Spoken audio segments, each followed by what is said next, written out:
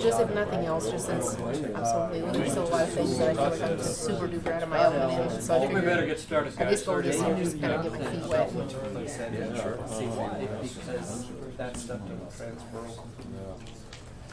Okay, let's get rolling here. We've got a couple things to discuss. Want to make sure we have time to do that, so have at it, guys. I'm going to talk a little bit about the source gas proposal. If you want to have Liz come, Carter. Well, let me set the table here and see what questions council might have, if I may, Mr. Mayor. Good evening, everybody. We are at the point where we feel like we could take your direction and feedback and so forth and see if we can't move the source gas land out onto the private sector. And so, as you know, that requires some sort of bidding process that we need to go through, and the opportunity we have now is to give us a direction that would frame that outing, if you will, and have us put that in the context of bid documents. You can also set the stage with regard to how long you'd like that time frame to be open, if you will, for people to submit proposals, and go from there. So we were hopeful that if you were ready, we could take that direction this evening, and we could get it out on the market and on the streets and see what we get back in the form of bids and proposals. Well, let's see how far we get, and if we need to set aside more time, we will. But opinions on what that RFP should look like, or RFB should look like, quickly? Correct me if I'm wrong. At one point, we had discussed that market rate housing was a preference item, if that's the right way to word that, right? Mr. Mayor, Councilwoman, certainly there has been some conversation informally that Yeah. would be of interest to the council. I'd have to defer to Liz with regard to what the master plan suggests. And so do you mind if I ask Liz to address Sure. that briefly? Please, Liz. Your Honor, members of council, in the mock-up draft that we had put together, request for proposal, it does tie to the land use identified in the master plan for the Old Yellowstone District, which is neighborhood mixed use, which is residential personal service, or some retail. So again, encouraging mixed use on this particular site, but predominantly it's always been identified for residential use priority. So in that proposal, we identify those aspects in the master plan and tie it back to that, as well as the connection to the comprehensive plan, which again identifies and goes along with your council goals for the need for market rate housing. Okay. Chris? Instead of reinventing the wheel, it sounds like Liz has a plan Absolutely. penciled out. Might help just hear that. Well, we did go through this process once before, We 4 have. years ago. A few times. Okay. And On we this did- spot? Mhm. And there were some very strong proposals, and they were all market rate housing. Okay. Correct. One of the issues that we discussed back at that point in time was the issue of owner-occupied versus rentals. And we were shooting, if I remember correctly, we were shooting for some 50-50 mix so that it wasn't just all apartment buildings. Correct. Because obviously owner-occupied is going to have, a different clientele than apartments. So, other opinions about what the RFP should look like?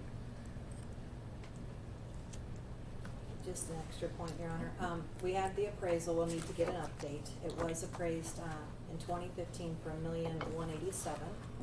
So, but we did use the same language that we had for the Plains RFP, which is the fair market value, to give you all some opportunity and to weigh in on that and see what the market demands to. But we will get it reappraised.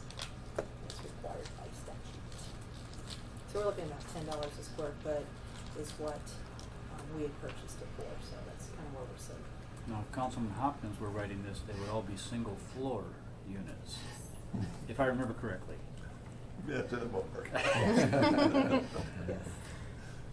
Time length, folks? We've gotten criticism for being too short, we've got criticism for being too long. How much time do we want to have it go out for? Mr. Mayor, as a point of sort of starting, is 90 days, Liz, too long, too short? I think that works. Think that works? There's interest out there, obviously. I think there is. Do you have some of the language that we used last time Oh, it's available? in here. Oh, okay. It's in the draft. Oh. We just, Okay. again, are looking, as the city manager said, for that time frame. If you, because before it was 5 months, and that was too long. I recommend 90 days. Any changes to the language people would want to propose? Are we good with the way it was written? Okay. All right. Good. That was easy. Thank you all. Thank you, appreciate that. Okay. Oh boy, food trucks. So, you want to tee this one up for us? I'd be happy to. Roll I'd through be happy this to tee and- it up and let Mr. Henley run with it from there. You've got 3 items given to you, and they're actually numbered 1 through 3. And Mr. Henley's going to kind of walk you through that. Couple things that we understand will be the direction here tonight. Potentially, of course, you got a couple amendments in here that would, see some life or not on the floor. And we want to get those in front of you, and I appreciate all the work that the Attorney's Office and you, members of the council put into this. We also have a couple questions as it relates to what you passed by way of the appellate process that the council will be getting into. And so if we can cover those 2 broad topics, Mr. Mayor, I think Mr. Henley can take it from there. That's all right. Please, John. Thank you very much. Mayor, Council, first, number 1, the ordinance is we at least have it drafted right now. The concern that we have is, and I passed this out at the work session, basically the appeals procedure. We had talked about that at the last council meeting, and I think I received some positive feedback last time. I think Councilman Huber had a couple of questions on it too, but also when talking with Chief Solberg, he had some questions as well. One of the questions we were looking at was the extent, the breadth of the appeal. And I tried to graph it to make sure that we were talking just here about basically the appeal would be from inspections that were made pursuant to the amendment that you have before you, basically expanding the scope of food trucks to food trailers. And I had drafted that, and I put in there inspections pursuant to this section, which is basically includes the section for the food truck trailer language. It would be perhaps a little bit smaller if we put in there paragraphs, so it would be just this paragraph. So I wanted to let you know that that's probably, if I were to redraft this, I would probably put in that word paragraph as opposed to section. There is not very much difference between the two. The paragraph is probably more precise. The other question that we had, and the other really more concern, is that Chief Solberg too, if he were to lose before the council, there would be really no way for him to appeal to that next level, which would be the fire marshal down in Cheyenne. And that's the way that the state statute is written. I mean, it would be an awkward practical matter for one thing, because then he would be appealing your decision being an employee of yours, essentially. But in addition, the way the state statute is written, it's only the appeal of the appellant, and the appellant in this case would have to be the person who was felt wronged by the fire department's ruling. So in that regard, that's a little bit of a challenge. I don't know exactly how you want to handle that,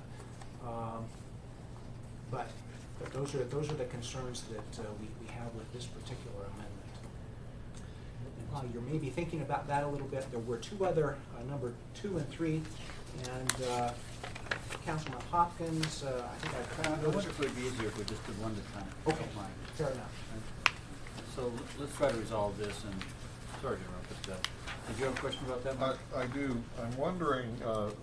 Henley, if we were to say on here, intermediate appeals, insert the word intermediate ahead of appeals, to the Casper Fire Department, the Casper Fire Department will be the City Council, which will act as an appeal board. And then put another sentence in there, final appeals will be to the State Fire Marshal in accordance with state statute. I think there's a problem with this if we're trying to in essence, short circuit what a statutory appeal or the statutory authority of the fire marshal. And so I'm wondering if it'd be a good idea to put in here, final appeals would be to the state fire marshal pursuant to state statute. And the state statute provides that there would be an appeal from this and then an appeal from that to the district court. So that is the state statute. The difficulty is actually, though, the way the statute's worded, the only party that can appeal from the appeals board, whether it's you or whether it's the licensing board's appeal board, would be the person who's claiming to be wronged by the fire department. And that's what the state statute. And that's the state statutory. statute, so that makes it, Yeah. So there's that little quirk in there, so I don't know if that makes any difference in how you feel Well, about my whether you should be suggestion, the appeal body or.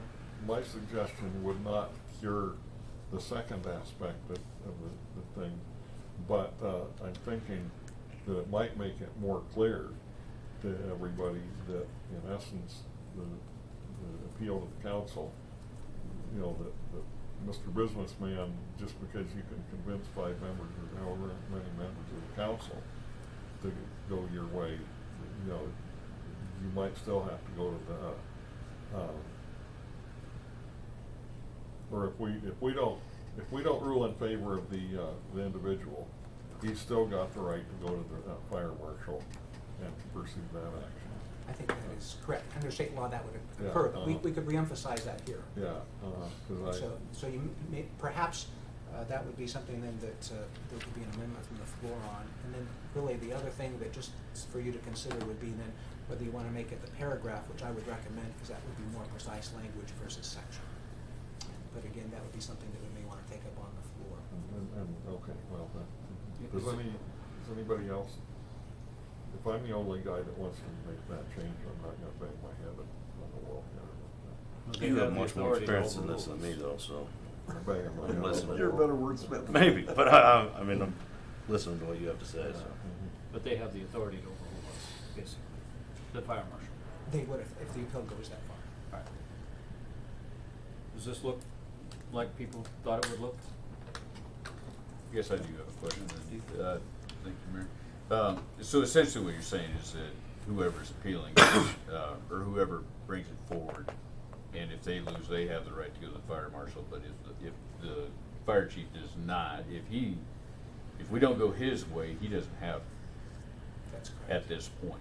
So however, it would be worded, why don't we just put it in there where whoever ends up getting the short end of the stick, so to speak, has the opportunity to appeal it to the state fire marshal. We can put it in, but it would be Yeah. it would be at odds with the state statutes, the only difficult thing.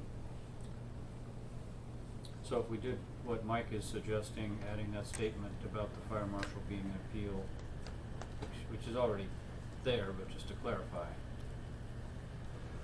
that doesn't change anything significantly, it just let someone know they have that option. Correct. Kristen? I mean, just to put this like in a different light, what if this was something else entirely?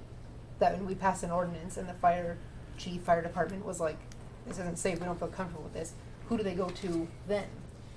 For the regular things, they would go to the licensing board as established. Okay. It has kind of the building code expertise, that type of thing.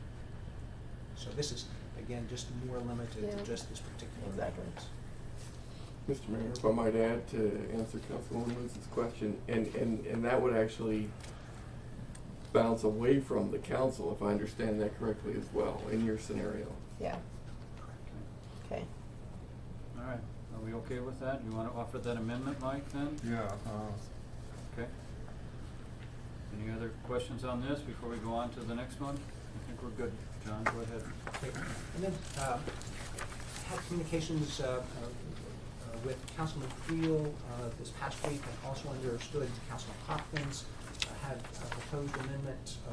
And so those are before you, and I don't know which, one of them wants to go first, to see if one has a little bit of momentum here, before you at the pre-session, or you wanna just discuss it so that there is some basis for it when they raise it out on the floor. But with that, I would suggest that either Councilman Creel or Councilman Hopkins be given the floor. If I may, just maybe to save us some time here, I'm happy with Councilman Friel's amendment. And quite honestly, I don't think I propose an amendment if that one goes. Rather than, So that would be number 3 versus number 2, right? yes, that's correct. Okay. That's number 2, is we already have an exception for push carts. Okay, all right, if you guys are both good with that. Okay, then we'll vote on that. Okay. Anything else we need to do on I this? don't think so. Well, we have some honored guests with us this evening. So, Judge Park and Mr. Walters. I saw Mr. Walters. There you are, Roger. Good to see you. Welcome. Glad to be here, I promise you that. You go first. Mr. Mayor, members of the City Council, it is rodeo time, and we have come again to thank you for all your support for this event, which is not only a great event for the community, but it sponsors and helps a number of young people get scholarships, and this really is an outstanding group of young people.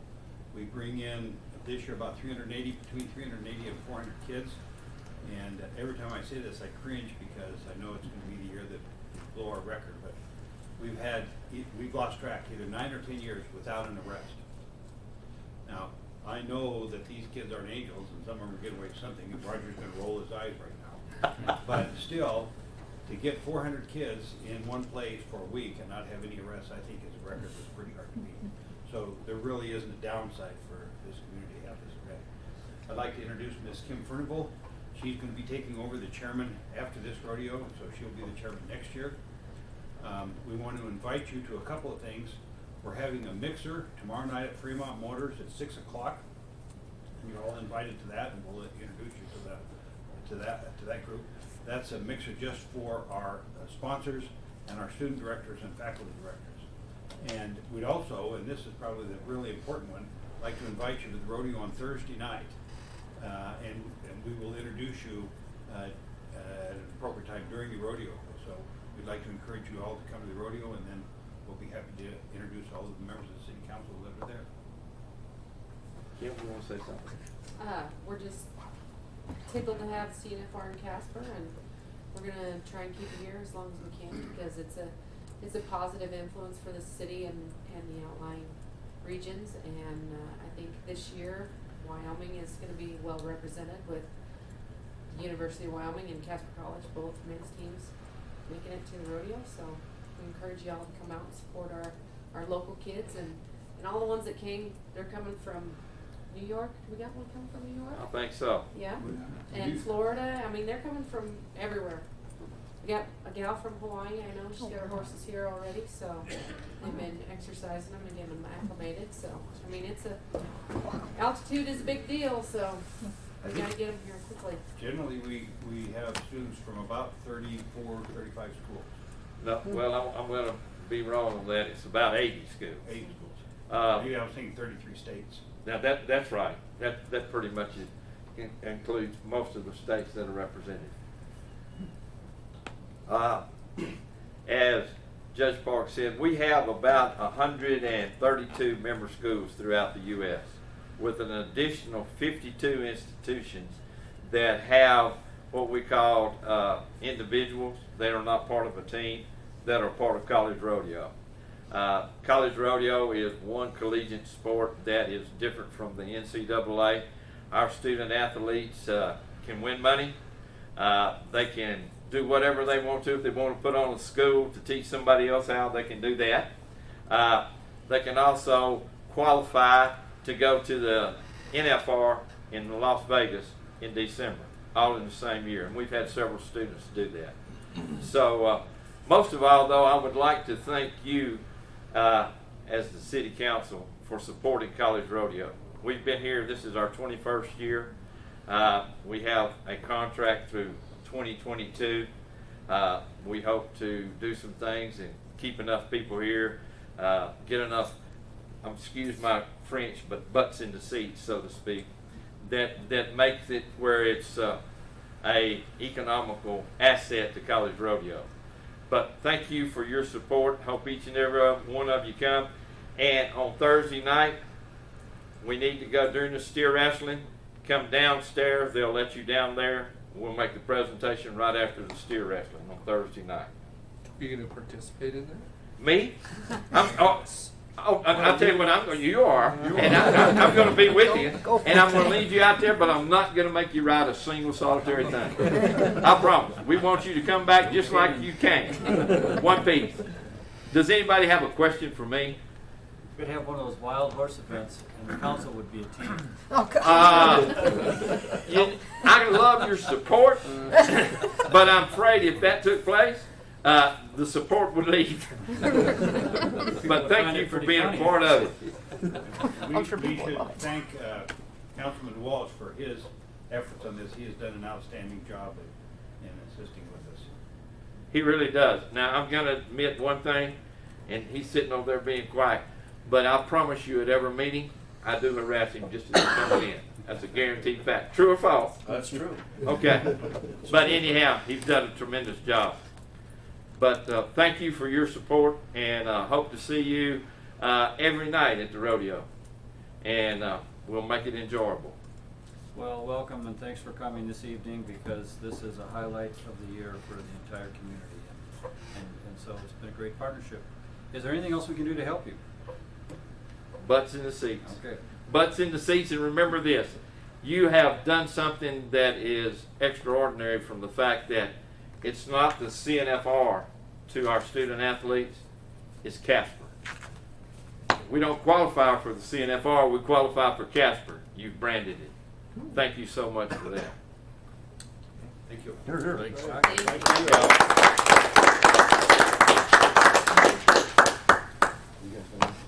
Okay. Anything else for the good of the order before we go out there? See, Nick? All right.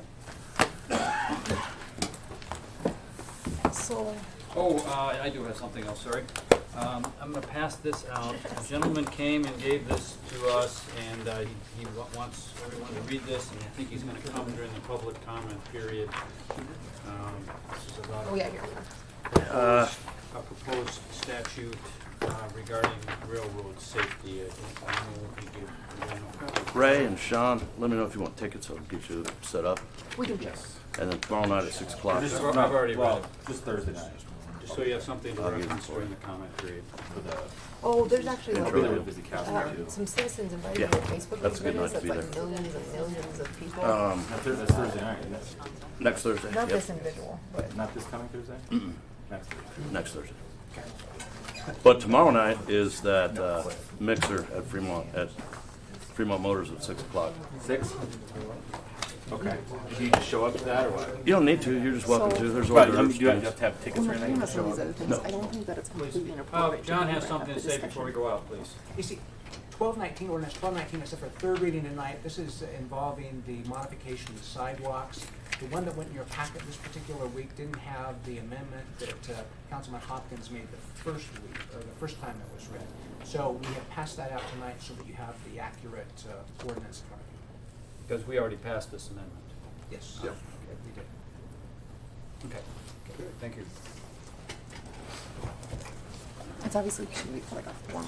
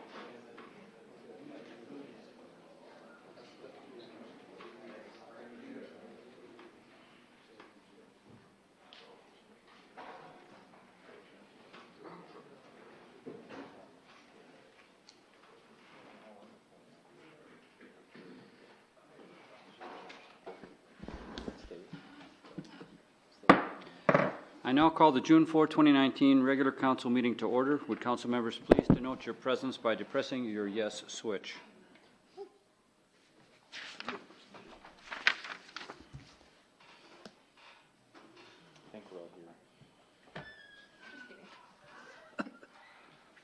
All council members are present. Thank you. Chair would entertain a motion to approve by 2019 regular council meeting as published in the Casper Star Tribune on June 1st, 2019. So moved. Second. Moved by Councilman Walsh, seconded by Councilman Friel. Any amendments to those minutes? Please cast your vote, and please record the vote. All members voting aye, motion passed. Chair would entertain a motion to approve by minute action the June 4th, 2019 bills and claims as audited by City Manager Napier. So moved. Second. Moved by Councilman Hopkins, seconded by Vice Mayor Johnson. Any abstentions? Please cast your vote, and please record the vote. Mr. Mayor? Point of order, Pledge of Allegiance. You overlooked. Excuse me. Oops, that was not good. It's right there. Thank you, Councilman Walsh. Please join me in the pledge. I pledge allegiance to the flag of the United States of America and to the republic for which it stands, one nation, under God, indivisible, with liberty and justice for all. I've only been doing this for 8 years, so haven't made that mistake before. Agenda item number 4 as well. Okay. Maybe just freestyle. Okay. Thank you, Mr. Henley. The chair would entertain a motion to approve by minute action the minutes of the May 21, 2019 executive session. So moved. Second. Moved by Councilman Walsh, seconded by Vice Mayor Johnson. Any amendments to those minutes? Please cast your vote, and please record the vote. All members voting aye, motion passed. I'm sure everything will go smoothly from here. Bright spots in the community. Liz Becker, one of our fine staff members, was awarded the 2018-2019 District Rotarian of the Year at the District 5440 Conference in Scottsbluff in mid-May. District 5440 comprises 54 Rotary clubs and approximately 3,600 members throughout the entire state of Wyoming, northern Colorado, western Nebraska, and eastern Idaho. One recipient is selected each year. Liz was honored for the work she has done over the past several years at the local, district, zone, and international level. Locally, Liz organized the annual ski trip for the 23 Rotary Exchange students in January 2017 at Hogadon, and worked to add Casper as one of the 3 host communities for the annual event, because Hogadon is just as awesome as Steamboat Springs and Jackson. She chaired the 2017 District Conference in Casper and hosted it at the Casper Events Center, where 400 Rotarians from all over the district enjoyed everything Casper has to offer.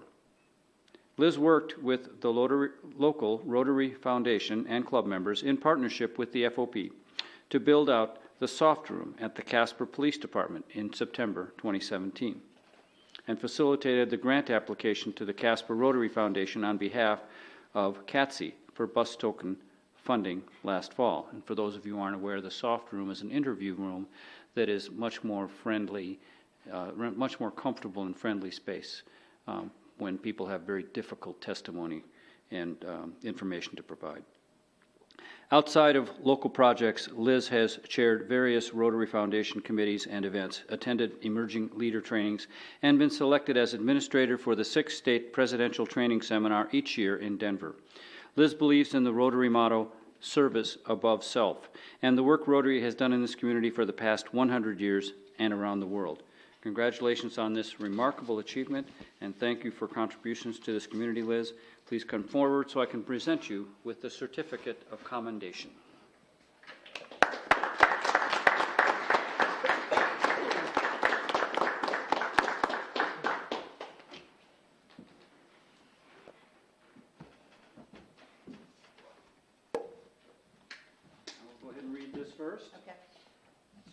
recognition to Community Development Director Liz Becker as the recipient of the 2018-2019 District Rotarian of the Year for your outstanding Rotary International work on the local, district, zone, and international level. Your work with Rotary has spanned 17 years, touched nearly every facet of our community, and impacted our country and world. The Casper City Council extends our sincere appreciation for your exemplary work.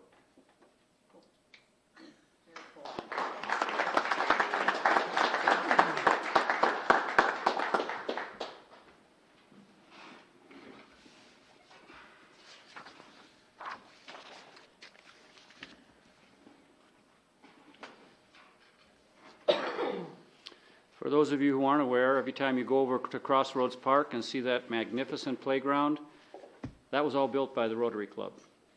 It's very impressive. And the work that they've done with exchange students has changed lives, and we've had people leave our community and go back to wherever they came from and say nothing but positive things about Casper, about Wyoming, about our country. And it's hard to calculate, or impossible really to calculate that impact. So it's a fine organization, making the award even more valuable.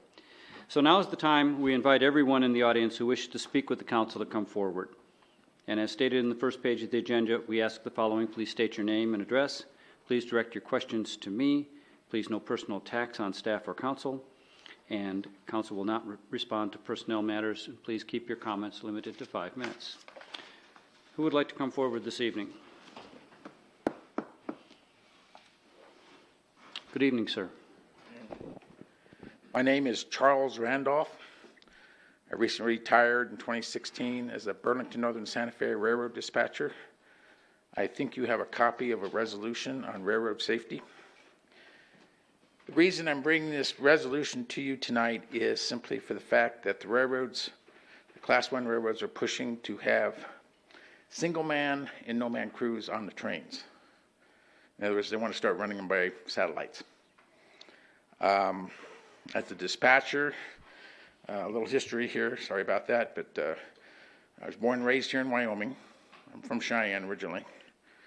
I became a train dispatcher in 1979, and I retired in 2016. I dispatched trains for 37 years. And I'm very familiar with this area because one of the railroads that I dispatched was between Orange Junction and Casper. So I know this territory really well. It's been my experience that with the way we railroad now, I don't know, I'm not sure, does anybody here, I'm sorry to ask this question, do you know where you dispatch trains from here? Where it's done at? Fort Worth, Texas, over 1,000 miles away. And it's done by radio communications or whatever. Sometimes I think teletype, but that's neither here nor there. The problem with this is communications breaks down. And there are spots in our railroad system, on both sides. I have dispatched trains through Casper all the way to Laurel, or all the way to, from Casper to Denver. My main territory is from Casper to Denver, Denver to Casper. And there are places out there you can't even talk to the trains. You have to wait till they get pulled up or back up or whatever they have to do so you can talk to them on the radio. And to understand a little bit about railroad operations, this territory in this area is dark territory. And if you don't know what a train dispatcher is, he's the air traffic controller of a railroad. Nobody gets on the track unless he has the authority from the railroad dispatcher to get on the track. If you got to work on the track, fix the track, check the signals, whatever, they can't do it unless they talk to the dispatcher because he knows where everything's at. Trains, people, you name it. We have to be familiar with what's in the consist of a train, what the train is carrying, where it's going, where it's coming from, what work it has to do along the way. And we got to get these trains across the railroad in 12 hours. So sometimes it's still difficult to get from Casper to Cheyenne in 12 hours, but we try. We try real hard, believe me. In this territory, like I said, this is called dark territory. We do not have signals. We do not have the red, green, yellow signals that you see sometimes down there between Orrin in Guernsey. We put out what's called mandatory directives. And what this is a sheet of paper that the conductor fills out through the authority of the train dispatcher. He tells them where to go, where to stop, and any problems with the track that might be along. Sometimes he has to give them a slow order, to train to slow down over a piece of bad track or something. He discusses it with his engineer. Once they agree that the information is correct, they repeat it back to the dispatcher. He gives his okay time and his initials. The dispatcher gives his personal initials on it. Mine was CWR, and they called me constantly once roll up, because that's how we take authority away from a train so we can bring another train up behind them or whatever. Just 1 minute, please. Yes. Okay. Quickly here, some of the things that we run through here, of course, we have propane. I don't know if you're familiar or not, we had molten sulfur trains would run through here. I guess I understand now that they're just running 20 cars at a time, so the whole trains. But the idea is, now they're wanting to run 9,000-foot trains between Cheyenne and Wendover right now. They're running double unit coal trains, 2 unit coal trains put together with 10 engines. That's up to 50,000 gallons of fuel they could spill. And anything that happens on the railroad, anytime something fails on the railroad, the first person they contact is a train dispatcher. And everything happens from there. So we need 2 guys on there so that we know that something can be done immediately and not have to wait for 40 minutes for somebody else to show up to do it. And this is one reason why the towns we've gone to the towns and the councils in the towns to say, we don't want to block your crossings for 40 minutes while somebody comes from Guernsey or Casper to fix the train. Okay, I'm going to have to stop you. But do we have questions for Mr. Randolph? Mr. Randolph, I saw that in the committee your bill failed 3-2. Can you tell me what the arguments in the Senate committee? The bill failed 3-2. Can you tell me what the arguments were for that the 3 people made that were against this? I talked to the one vote that killed the bill there. Her name was, blank. Senator Hutchings? Hutchins, yes, yeah. And she didn't understand the bill, basically. And we've had a conversation. I think she's more enlightened now about, from a train dispatcher's point of view. I don't know if she talked to trainmen or anything like that, but from a train dispatcher's point of view, I think she understands a little more now why it's important to have 2 people on a train. So her understanding is more complete. I'm going to have a meeting with her eventually. She wants to meet with me sometime, and we will sit down and discuss it. That's the only reason that I know of. It passed with a lot of bipartisan support in the House, and then it got to the Senate's Transportation Committee and was defeated 2-3. And like I said, it's because Ms. Hutchinson does not understand what a train, or how important it is to have 2 men on a train. Okay. When we're done with the public comment period, I'll get a sense from council as to whether they want to discuss your request that we pass a resolution in support. So we will do that this evening, okay? And will that happen tonight? Yes. It will happen tonight, okay. Thank you. We wouldn't pass the resolution, but we would discuss whether we will, we will decide whether we will discuss this matter. Okay. All right. Okay. Any other questions for Mr. Randolph? Okay, thank you, sir. Thank you. Thank you very much for the opportunity.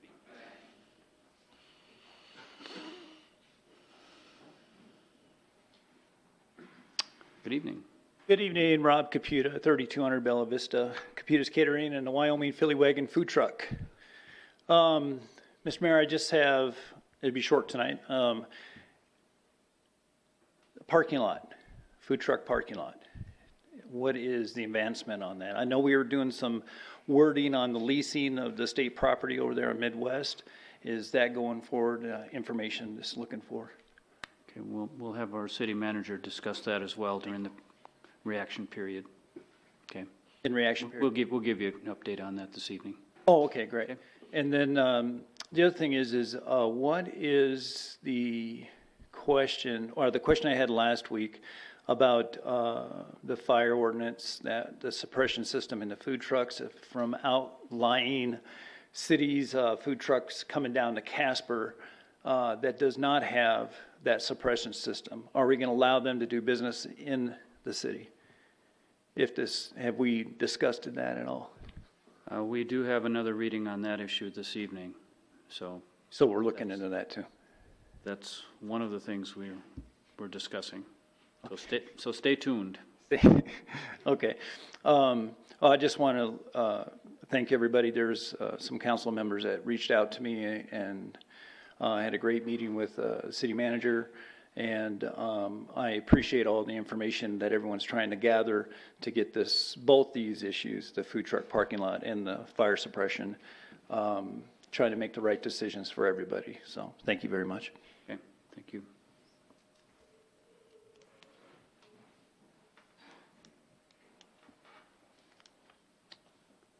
Good evening.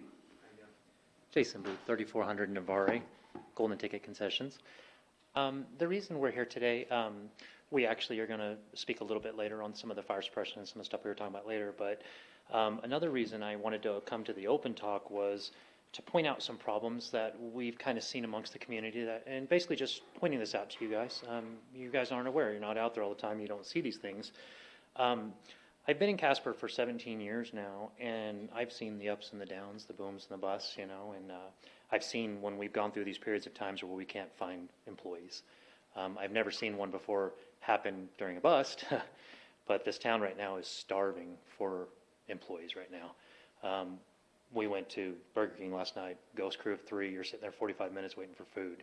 The developments in the last month have been to the fact that Target has now raised their starting wage to $13 an hour, as well as Menards. Basically, McDonald's and Walmart has also raised to $13 an hour. Menards just started a new thing this weekend now where they're paying the kids an extra $3 an hour if they work weekends, so they're getting $16 an hour on the weekends. For a small business owner like myself who needs just 2 or 3 good quality employees, it's impossible. I got kids coming straight out of high school that are wanting 20 bucks an hour, and I look at them and say, we've got good people that work for the city that pave our streets that are making 20 bucks an hour. They don't want to work nights. They don't want to work weekends. It's difficult.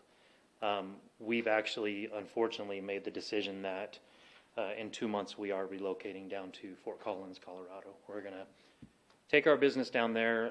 There's 3 main factors. Of course, the employees is hard. I can't grow a business without good quality employees. The warehouses are another big one. The oil fields, of course, driven up the price of warehouses. And when I can get the same warehouse down in Fort Collins for about $1,500 to $1,600 a month less, that's hard. Another thing is I buy a lot of my materials from Menards and Home Depot. And so when you have to wait for something, you could wait 6 to 8 weeks to get your product, where if I'm down in Fort Collins, I just drive to the next Home Depot. Like I said, I think unfortunately, and to be honest with you, the reason we're only going Fort Collins is because we don't want to go too far, and maybe in 2 or 3 years we can come back. But there is, for starving small businesses right now, we are hurting for employees. And I wish I had answers. I wish I had ideas. I have nothing. I just wanted you guys to be aware of what's happening with some of the small businesses. We're struggling finding good employees, Just something to, like I said, just something that needs to be pointed out. If you don't own a retail or a small business right now, you probably wouldn't know that. So. Thank you. Questions for Mr. Booth? Mr. Booth, please introduce your daughter to us. This is Maddie. She's done plenty of pledge allegiances with Mr. Ray there. And I owe both of you an apology because I know Maddie has done some work on some of our state laws regarding vehicle registration. And I was meaning to call you because you requested some time in the work session. We've just been very busy. So I think I'll get a sense from council. Would you still be interested in doing that, Maddie? I know it's been a while. So okay, we'll see if we can work that in. Okay. Thank you. All right. Thank you.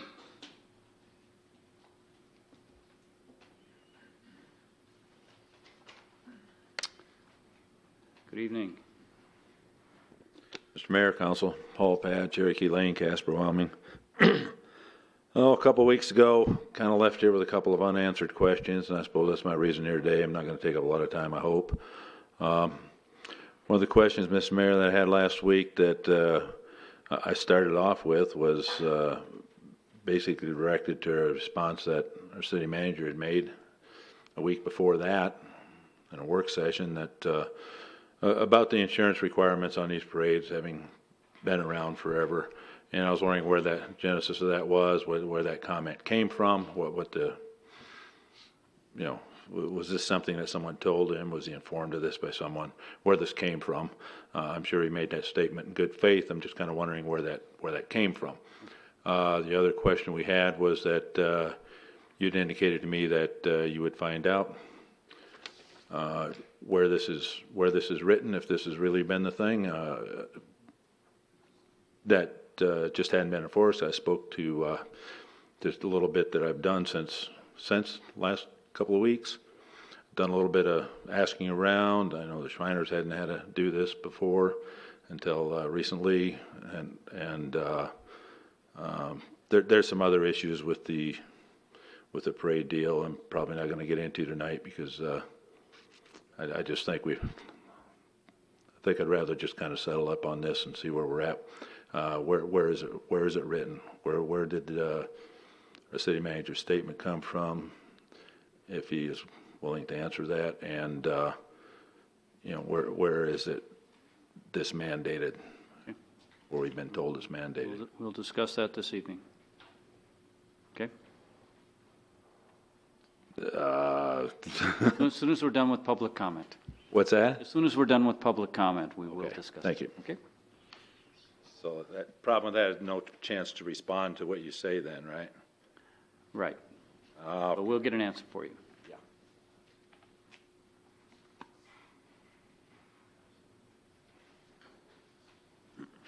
Good evening, Keith Rollins, 542 South Durban. A few things. A follow-up on the financial matter from last session.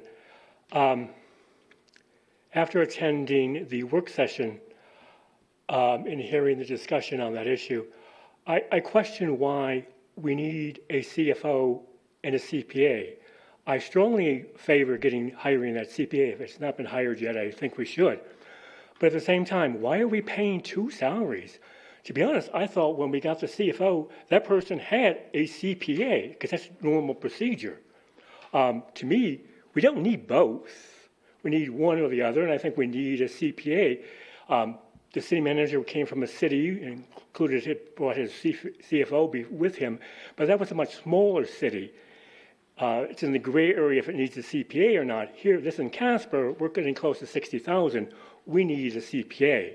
So I think if that CPA that we're hiring, he or she, works out, I think we should terminate the CFO's position and that CPA becomes the CFO. The second issue is the change in regulations for the discussion period tonight that I heard was going to be changed on your work session, how that was going to be changed. I think that's not a good idea because there's no follow-up chance for the person at the podium, like this gentleman just mentioned. I can't rebuttal or clarify something or ask another question beyond what happened. Like if you made a statement and said, well, what does that actually mean? He may not be able to follow up on that. I think the reverse should actually be the case. I think that we should have it where the only time you just talk about the thing or that person is when they're at the podium, not when they sit down, and all of a sudden at the end, all of a sudden you decide to attack the person or attack the idea, because I've been attacked a couple of times by people of this council that I thought were very uncivil after the fact when I sat down. The third thing is we seem to be regulating everything nowadays. On our agenda, we have 3 different things for change of regulations. One of the reasons why Donald Trump won is against general regulations. The city council seems like it's something from California or New York City. We're regulating everything. Instead of addressing an individual case, let's say if someone's parked on the street incorrectly and it's causing a safety problem, go to that person directly as opposed to, oh, we're going to change the whole thing, no small things on the street, blah, blah, blah, blah, blah, or for a food truck, if there's a specific food truck that's an issue or 1 or 2, address those individually, not have these cumbersome laws and regulations for food trucks, for this and that. I mean, last year you were talking about regulating shoveling snow. I mean, I could be arrested then for misdemeanor, which you were talking about last year, because I shovel all the time across the street if it's not been plowed. So kids especially, and senior citizens can walk across the street safely. You guys are going to outlaw that, and theoretically, you can in theory, could have given us a misdemeanor arrest for that. That's insanity. I mean, this is not New York City. This is not California. What's next? Are we going to regulate plastic straws and outlaw them? I mean, all these regulations, just stop and take a step back.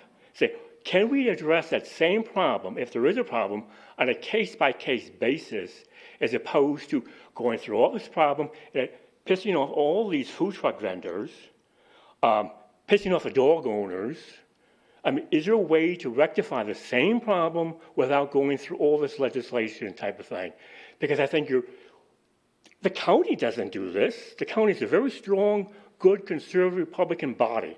This body reminds me, I feel like I'm back in New York City. Questions for Mr. Rowland? Okay, thank you. Anyone else? Okay, well, we'll see how this new process works. So, Mr. Randolph, I think you all received his proposal. Is there any appetite for council to discuss whether we should pass a resolution supporting this legislation? Councilman Lutz. So, for those of you who don't know, I work at Pathfinder Federal Credit Union. We previously were Rivervale Federal Credit Union, previously Burlington Federal Employees Federal Credit Union. So I've actually been following this pretty closely since a lot of my membership are previous or current railroad employees. This is actually like an enormous issue. Like countrywide, every community is looking at it. There's a Facebook group, I think, with, I don't remember how many millions of people, but millions of people that are following this issue. So this most certainly is not just affecting us, and it's not just local. It's everywhere. And so I definitely think that from the safety argument of where it's coming from, but just also to make the note of we're probably not the only community issuing a resolution like this, and so we could definitely look for other cities that are taking a stand, I guess. Any other opinions on whether we should set aside some time to talk about this? Councilman Pacheco? I'd be in favor of discussing it and bringing it to the table. I'm seeing head nods. Councilman Walsh? Yep. Got some thumbs up? Okay, we'll put it on our work session agenda, sir, and we will discuss whether we want to pass a resolution supporting this legislation. Okay? So, pardon me? Well, the process we follow is at our next work session, we set agendas for the work session 4 weeks after that. And so it's all a question of priorities. And so if council agrees to put it on, it gets on the agenda. So I can't tell you right now. Okay, that's a group decision.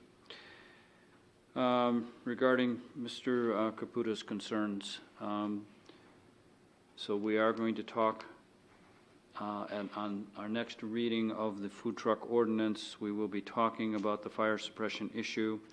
Mr. Napier, could you give us an update on where we are with the downtown parking lot for the food trucks?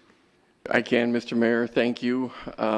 We are in conversations right now with the state of Wyoming with regard to a use of this nature and the Goodstein lots, which are the state-owned lots that the city has been a renting tenant of for a few years now.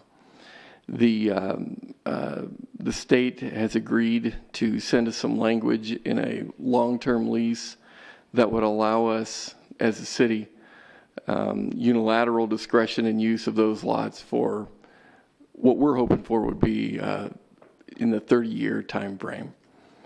And so that language is being crafted, and we expect a draft here soon, in which case, upon approval by both the state and the city, would allow us that opportunity. And no way of knowing how soon we'll get that then. Mr. Mayor, we're expecting that this week. Okay. Good enough. Let's see, and then we did discuss the insurance requirement in our events policy, or what's the name of the policy again? It's a special events guide, and I think you referenced that last time. So But that is in the special events guide, correct? Can we reference where it is? To guide Mr. Pad? Mr. Mayor, the special events guide was adopted by resolution from the city council a number of months ago. I can't remember exactly when council put that into effect. However, the insurance requirement has been in place much longer than that. In fact, Councilman Huber referenced a time frame that he was familiar with regard to that requirement as in relation to his responsibilities on the, was it the Fair Board, Councilman? Club Fair Parade. Thank you. And that supersedes any institutional knowledge I would have. Okay, but it is, and how would someone find that special events guide online? Mr. Mayor, I'm not sure if it's online at this point in time, but certainly we can make copies available to whomever would like it, and we can indeed create an online presence for it as well. And it's a lengthy document, so we'd want to maybe reference where it is in the document. Sure. Okay. Okay. I don't know that, does anybody have any other comments regarding the Councilman Friel?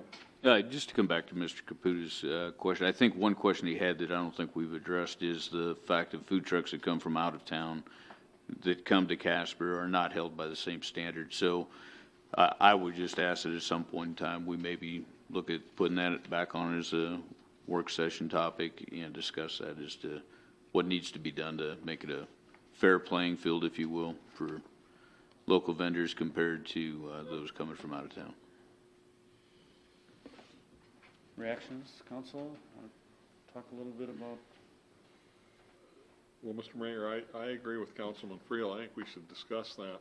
One of the emails that I got was from somebody, and I don't recall who, but they said, oh my goodness, we have to get inspected every time we go to another town.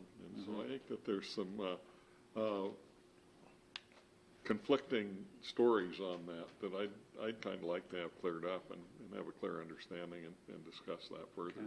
So do we have enough thumbs up to put that on our agenda then? All right, so that'll be another discussion. If we can add that to our to-do list, we will get to that as soon as we can, Mr. Caputa. There's clearly a fairness issue here. Other comments on things we heard this evening? Mr. Mayor. Councilman Huber?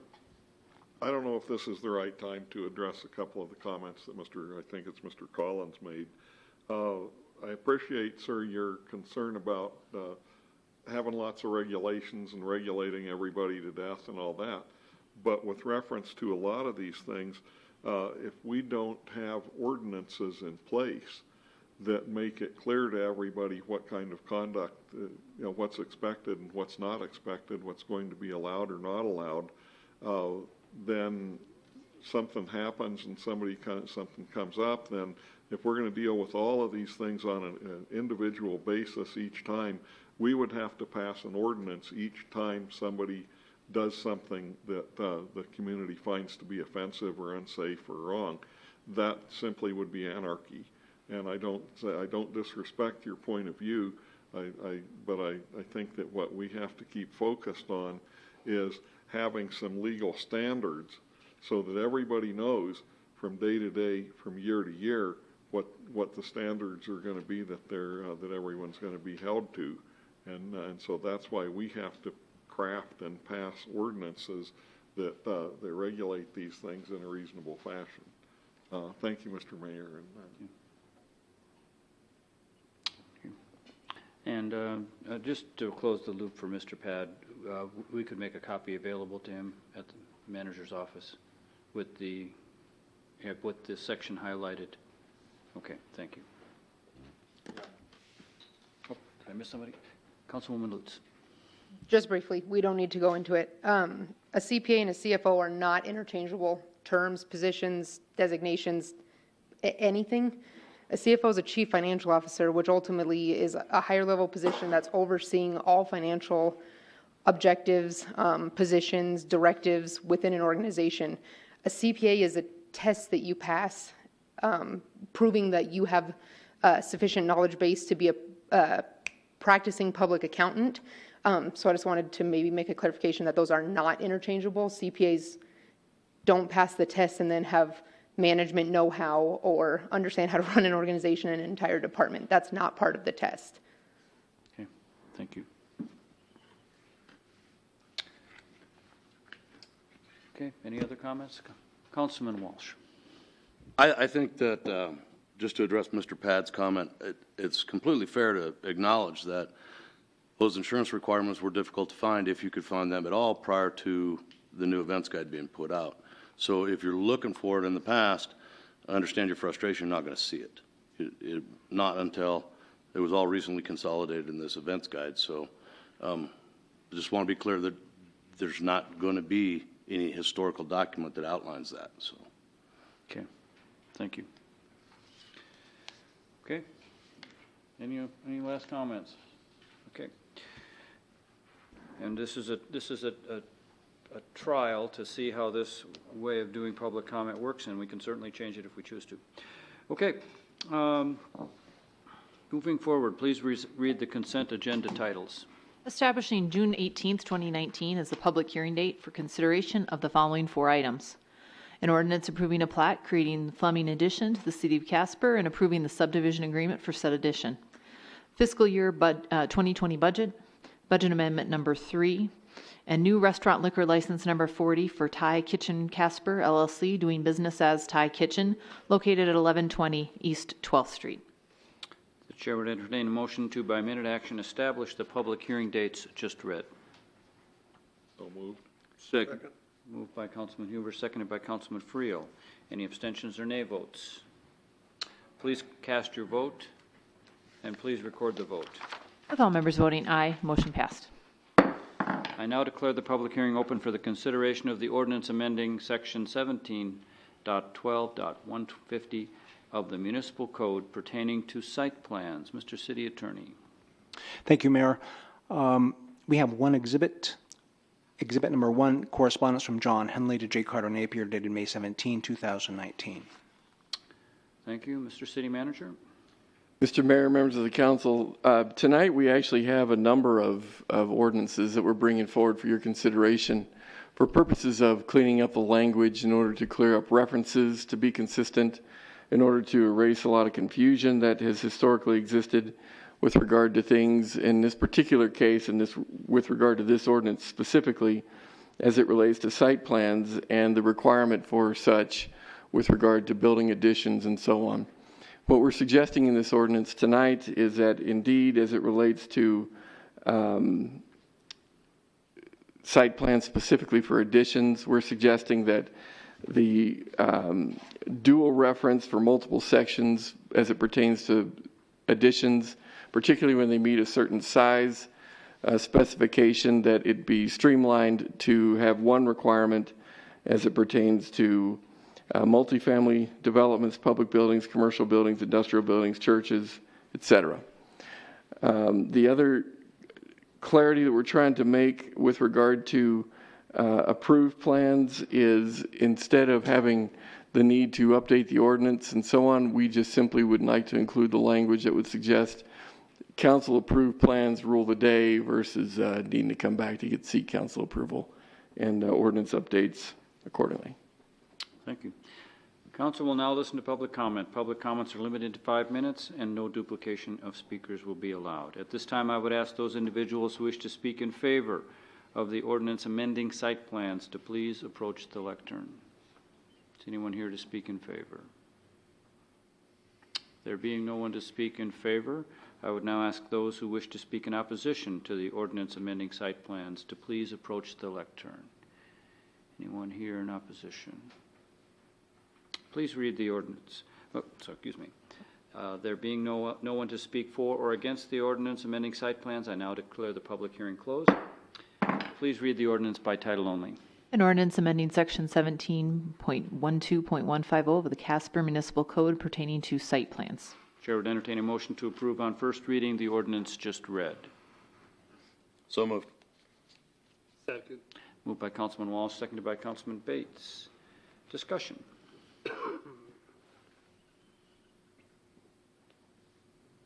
No discussion? Any amendments? Please cast your vote. Please record the vote. All members voting aye, motion passed. I now declare a public hearing open for the consideration of the ordinance amending section 17.52.100 and 17.52.110 of the municipal code pertaining to PUD approval. Mr. City Attorney.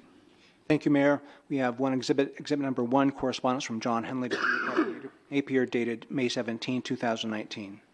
Thank you, Mr. City Manager. Mr. Mayor, members of the council, again, a cleanup item here in this particular proposal. We're suggesting that a couple references be changed in order to be consistent with each other and not conflict in terms of the sections they cite. We're also suggesting that the period of notice as it relates to PUD approval be changed from 15 to 90 days, in that the 15-day window is not possible to meet. Okay, thank you. Council will now listen to public comment. Public hearing comments are limited to 5 minutes and no duplication of speakers. At this time, I would ask those individuals who wish to speak in favor of the ordinance amending PUD approval to please approach the lectern. Anyone here to speak in favor? There being no one to speak in favor, I would now ask anyone who is here this evening to speak in opposition to this ordinance to please approach the lectern. There being no one to speak for or against this ordinance amending PUD approval, I now declare the public hearing closed. Please read the ordinance by title only. An ordinance amending section 17.52.100 and 17.52.110 of the Casper Municipal Code regarding PUD approval. Thank you. The chair would entertain a motion to approve on first reading the ordinance just read. So moved. Second. Moved by Councilman Hopkins, seconded by Vice Mayor Johnson. Any discussion on this matter? Any amendments? Please cast your vote. And please record the vote. All members voting aye, motion passed. I now declare the public hearing open for the consideration of the ordinance amending sections 16.08.480 of the municipal code pertaining to subdivisions. Mr. City Attorney. Thank you, Your Honor. Exhibit number 1, correspondence from John Henley to G. Carter Napier dated May 17, 2019. Thank you. Mr. City Manager. Mr. Mayor, again, another cleanup item. The city's definition of subdivision conflicts with the statutory definition. We're not allowed to operate in that discrepancy, and so we're clarifying the definition to match that of the states. Thank you. Council will now listen to public comment. And again, comment is limited to 5 minutes. Is anyone here to speak in favor of these changes? Is anyone here to speak in opposition? There being no one to speak in favor or in opposition to the ordinance amending subdivisions, I now declare the public hearing closed. Please read the ordinance by title only. An ordinance amending section 16.08.040 of the Casper Municipal Code to harmonize with Wyoming statutes 15-1-501 AIII. Thank you. The chair would entertain a motion to approve on first reading the ordinance just read. So moved. Second. Moved by Councilman Walsh, seconded by Vice Mayor Johnson. Any discussion on this matter? Any amendments? Please cast your vote and please record the vote. All members voting aye, motion passed. Just as a parenthetical remark, we have discussed all these matters in a work session, so if it seems all perfunctory, we all understand what this is about. I now declare the public hearing open for the consideration of the ordinance regarding camping in city limits. Mr. City Attorney. Thank you, Mayor. Exhibit number 1, correspondence from John Henley to G. Carter Napier dated May 29, 2019. Thank you, Mr. City Manager. Mr. Mayor, members of the council, there's really two issues involved here tonight. Number 1 is with regard to clarifying the definition of camping. Number 2 is the proposal that the ordinance would suggest that camping in public property that is not a campground is prohibited. Thank you. Council will now listen to public comment. Public hearing comments are limited to 5 minutes and no duplication of speakers. At this time, I'd ask those individuals who wish to speak in favor of the issues involving camping in city limits to please approach the lectern. Is anyone here to speak in favor of these proposed changes? At this time, I would ask those individuals who wish to speak in opposition to the issues involving camping in city limits to please approach the lectern. Is anyone here to speak in opposition? We're not having much luck with our public hearings this evening. There being no one to speak for or against the issues involving camping in city limits, I now declare the public hearing closed. Please read the ordinance by title only. An ordinance amending sections 9.48 of the Casper Municipal Code regarding camping in the city limits. Chairman, entertain a motion to approve on first reading the ordinance just read. So moved. Second. Moved by Councilman Pacheco, seconded by Councilman Walsh. Discussion. Councilman Huber. Mr. Mayor, I appreciate that we discussed this at great length in our work session, and I think that in essence, the two different proposals that were before us in that work session. One was an amendment proposed and put together by the city attorney's office, which would have not only covered public property, but also had some camping restrictions that would have applied on private property as well. I would like to move to amend this, the motion that's now before the council, to, in essence, strike all the language in the current motion and replace it with the language that we all saw last week in the work session that came from the city attorney's office, with the exception that if you recall, there was like a 7-day private property thing where you could have company come and camp in your driveway for 7 days. I would want that to be 14 days. I think that there are a lot of reasons why it would be a good idea to have a broader, more general regulation than just simply saying, don't do it on public property, but whatever you do on private property is fair game. And I would also say that, with all due respect to Councilman Walsh's, he kept mentioning that, well, we haven't had problems with this. Well, perhaps why we haven't had problems with people camping all over the place and creating problems is that we had an ordinance about it.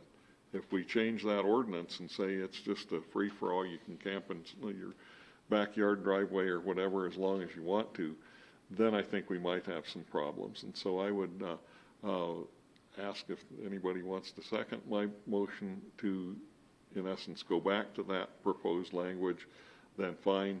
If it dies for lack of a second, then we'll proceed on the Councilman Walsh's motion. I think. Your motion is to restrict camping on private property to 14 consecutive days. In essence, that would be one of the features. There was a lot of other language, and I apologize for the fact that frankly, I lost my copy of what that proposed thing was. I think that everybody that was here for the work session, we read through it several times. But I would like to go back to that language instead of the, albeit briefer, more to the point language of that's currently here. But the essence would be that on private property, like in the Walmarts, those places, they can, whatever, private property, then it'd be 14 days. Well, let's make sure we finish our discussion, and then I'll call for amendments, okay? So is there any discussion regarding the proposed ordinance? Vice Mayor Johnson. Just a question for the city attorney. It says in subsection B, it's unlawful to camp on or in any property of the city of Casper. Does that include Fort Casper Campground? Mr. Henley?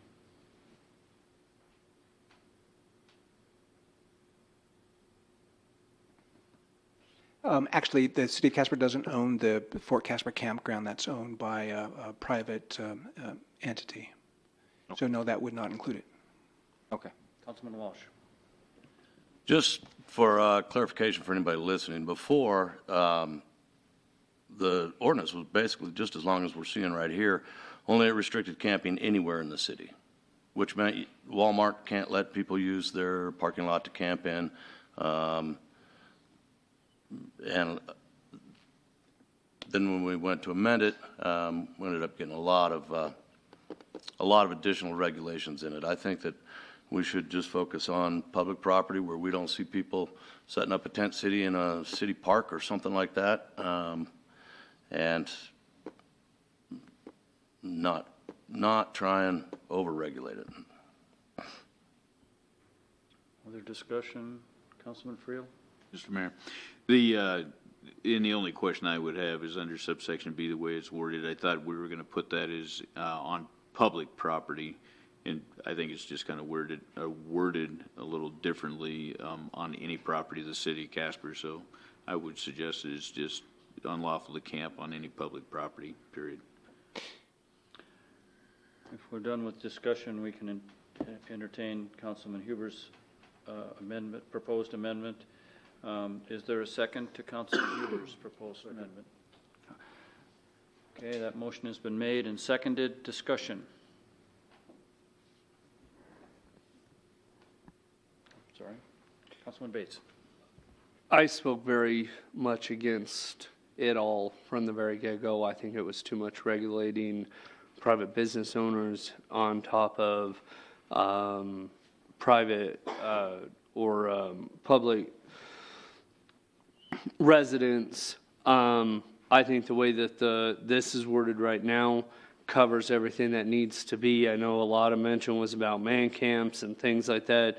Bottom line is we heard a lot about overregulation, and I think that would be pushing too much over regulating where people can and cannot camp, how long, how much space there has to be.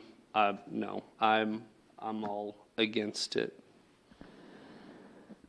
Other comments on the proposed amendment? Okay, Councilman Huber, go ahead. Mr. Mayor, I would just further state that I think that this becomes a matter of public safety, public health.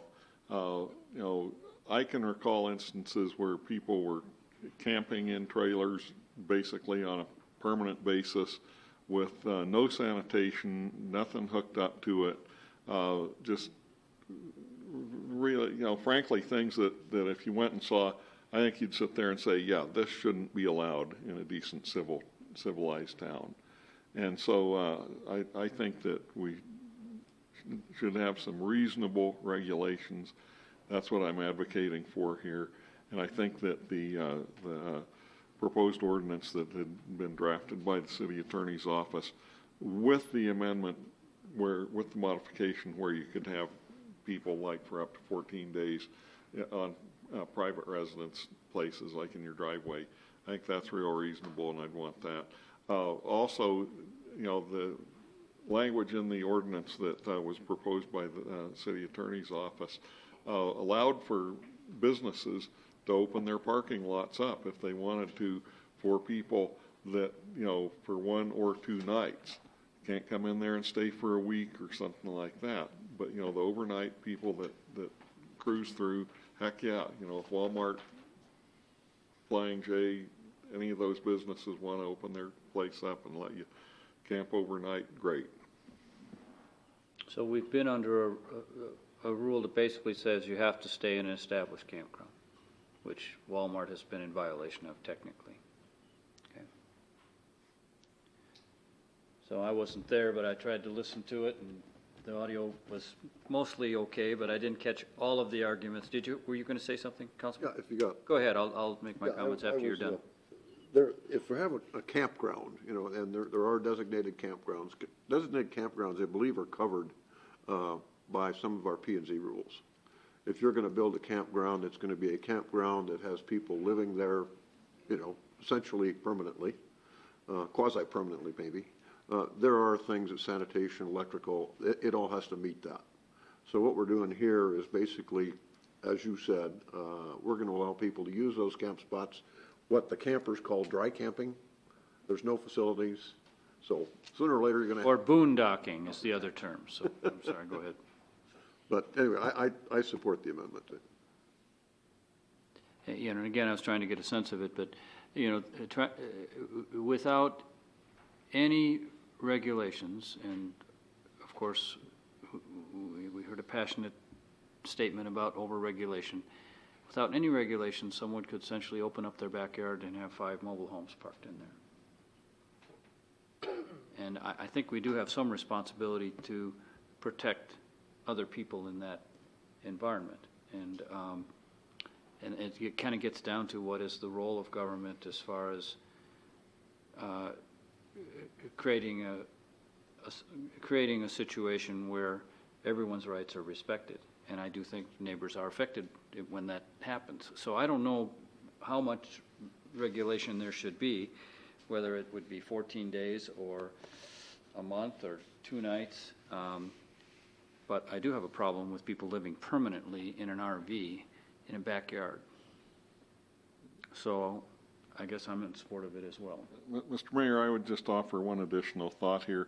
I think that when we start talking about this kind of regulation, we should have something that relatively coincides with our zoning requirements.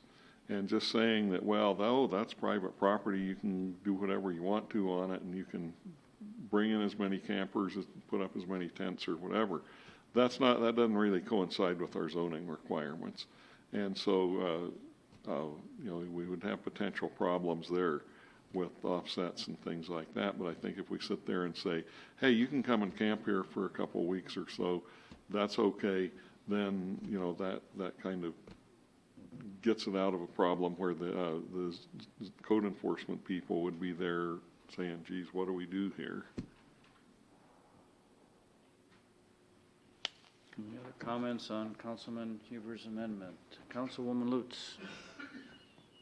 Asking individuals in the community about this, it's not so much the over-regulating that I think is the large concern. I think it's truly the enforcement. Is this something that's just going to be enforced when, you know, say somebody calls in and is like, hey, my neighbors have like 5 motorhomes that are just running 24 hours a day, and I think they're going to the bathroom in the yard. And I mean, is it just going to happen then, or is every single day somebody going to be at Walmart putting chalk marks on the trucks and making sure they're not there over the designated day limit? And so I think the bigger concern in the community is more of how is this going to be enforced? Is it just on a report basis, or is it going to be truly enforced of basically monitoring all locations for camping?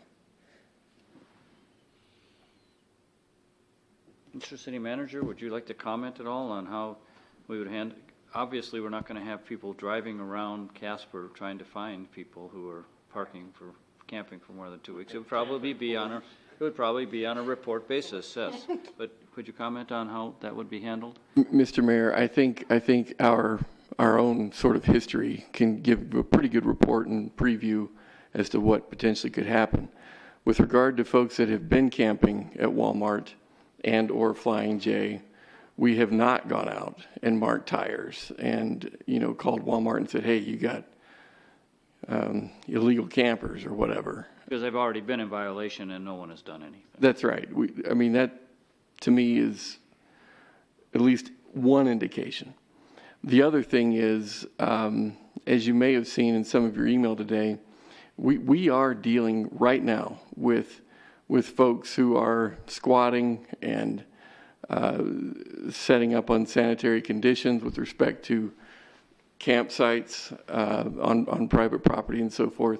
And generally speaking, we only respond to those when neighbors call in and ask for some help and assistance to police that type of a situation. We do not have the efforts and resources available to ride around throughout a year and look for those kinds of things. It is nearly always a situation where a neighbor calls and says, we need help over here, and we respond.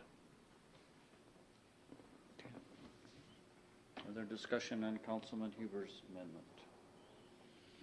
Okay. Sorry, probably just Yes. one more question, and Mr. Henley might need to help me. I know that this is directly talking about camping, but are there other ordinance out there that discuss things like, as far as, I don't know the right wording, not quality of life necessarily, but like access to sanitary, restroom functions, I don't know wording, like access to proper shelter, things of that nature, like as far as like designating so say somebody was saying, this is my permanent residence and it's a tent and there's no access to water and there's no access to a restroom. Are there other ordinances that cover things of that nature? As far as our zoning ordinance. Yeah. Can you answer that, Mr. Henley? There are requirements for zoning would come into play to some extent in that regard. Of course, if it's some type of new construction, those are controlled considerably by the building department and the fire codes, the building codes, that type of thing. For other people that just have a vacant piece of ground, they could go out, conceivably, and certainly camp there for a period of time. But I think the difficulty is when they have other people come in, or they're renting it out, or they're letting kids use it for parties, that type of thing.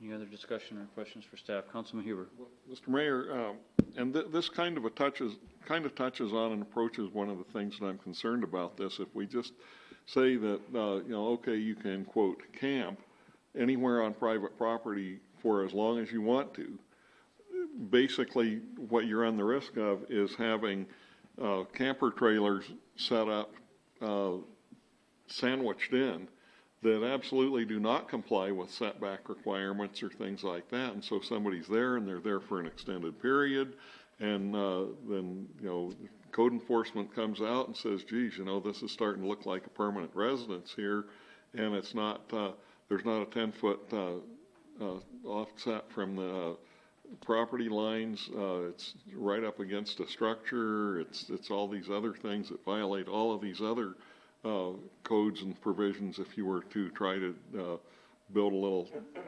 lean-to, or set up a mobile home there to live that way, you can't do that. But we're just camping for a while. To me that doesn't make much sense. Okay. Councilman Walsh. I think the key to a lot of this is exactly what you just said.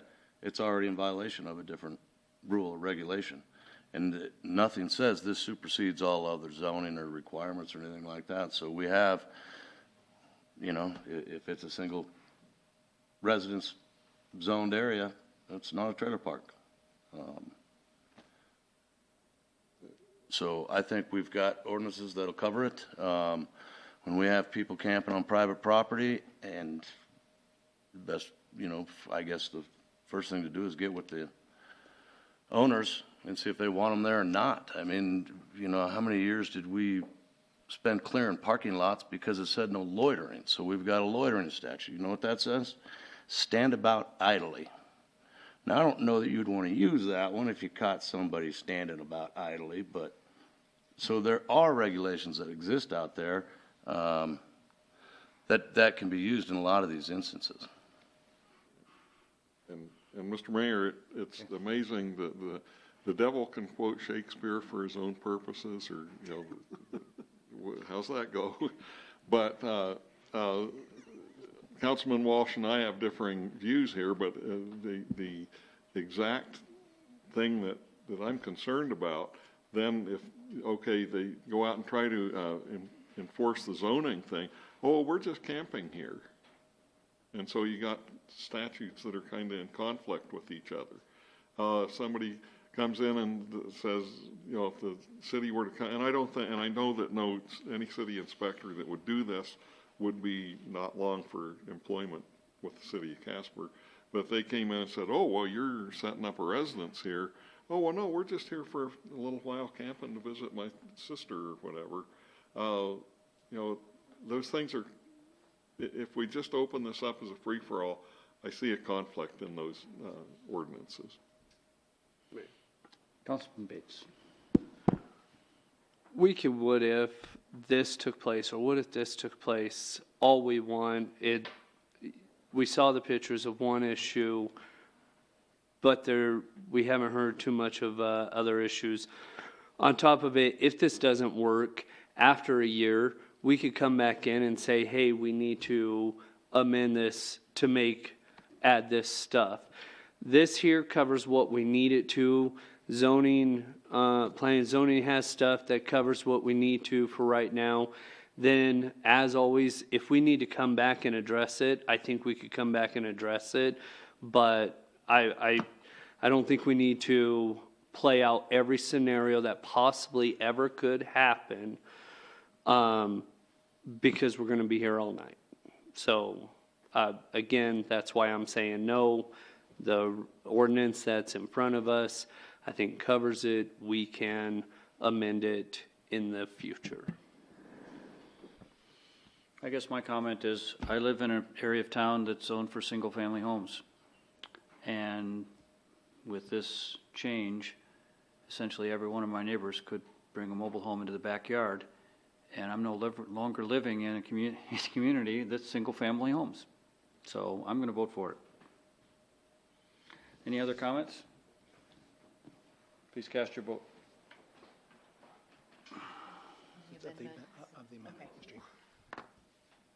With council members Huber, Mayor Powell, and Councilman Hopkins voting yes, motion to amend fails. Okay. And we had another proposed amendment, Councilman Friel, is that? Oh, I think mine was just, I think if everybody's okay with the way it reads, I think it just sounds better if we just said in public, in general. The way it's read now is the property in the city of Casper, and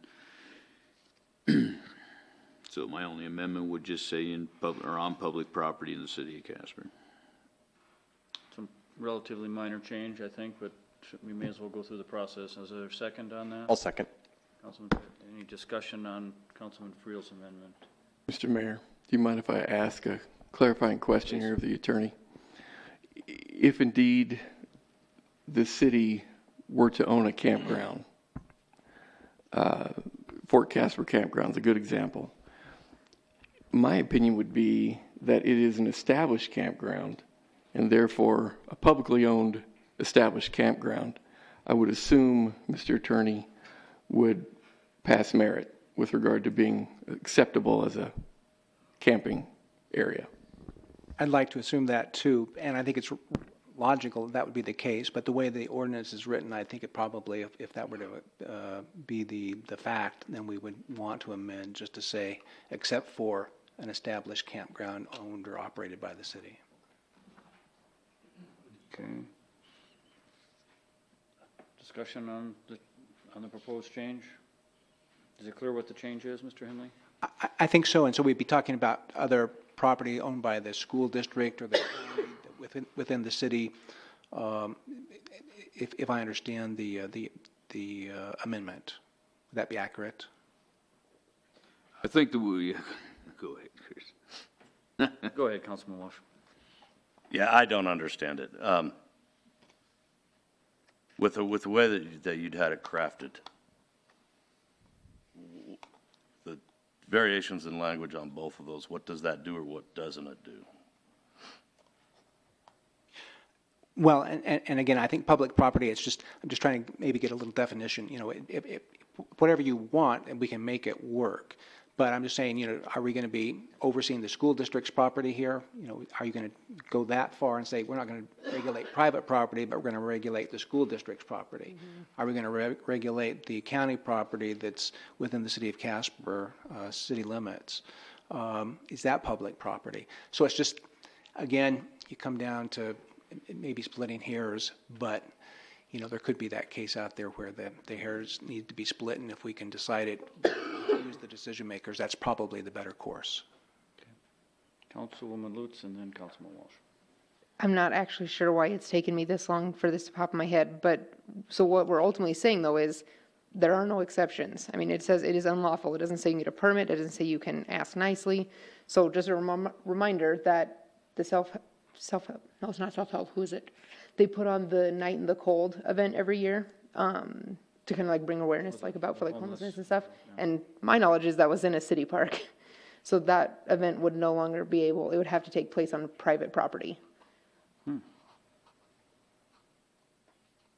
not saying that's good or bad, just a reminder that we do have events like that that aren't things like people squatting or. Councilman Pacheco, are you gonna solve this for us?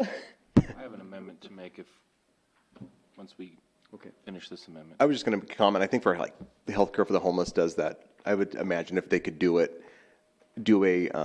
permit, they could probably get away with doing a one-night event like that with the city in order to do it. But maybe not. I don't know. Is that something we would need to put an exception in, Mr. Henley, do you think? Yeah, on the safe side, you could put an exception in. You might be able to go through the events guide, though, and get some type of a special permit for that purpose. Is that included now? I don't think that particular exception is, but you do have these public gatherings which we permit. Okay. So that's a possibility. Add a clause unless permitted by the city or something along those lines, or? Certainly could. We're still on this amendment, yes, so. I want to restate the amendment. Could we? Yeah, let's make sure we know what we're voting on here. So my original amendment was just to put in the word public into line B, so that it was clear that it was just unlawful to camp on any public property in the city of Casper. Okay. Councilman Walsh. I think the problem with that is what Mr. Henley pointed out, where it's not city-owned public property, so it would include the school district, the state, the county, and I would prefer that we only regulate city-owned property. Any other discussion on this amendment? If we could wait for just a minute here. Okay.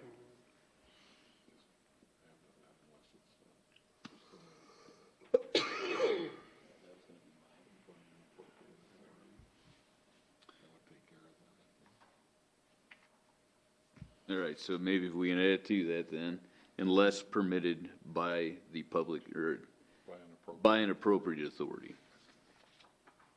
Unless permitted by an appropriate authority. So I guess if you look at it from the school district standpoint, if you're gonna have the cancer awareness walk, as long as the school district's good with them being out there and staying the night out there doing their walk, then they would have the authority of the school district to do that. Is appropriate authority clear enough for you, Mr. Henley, or should we say the public entity that owns the property or something more specific?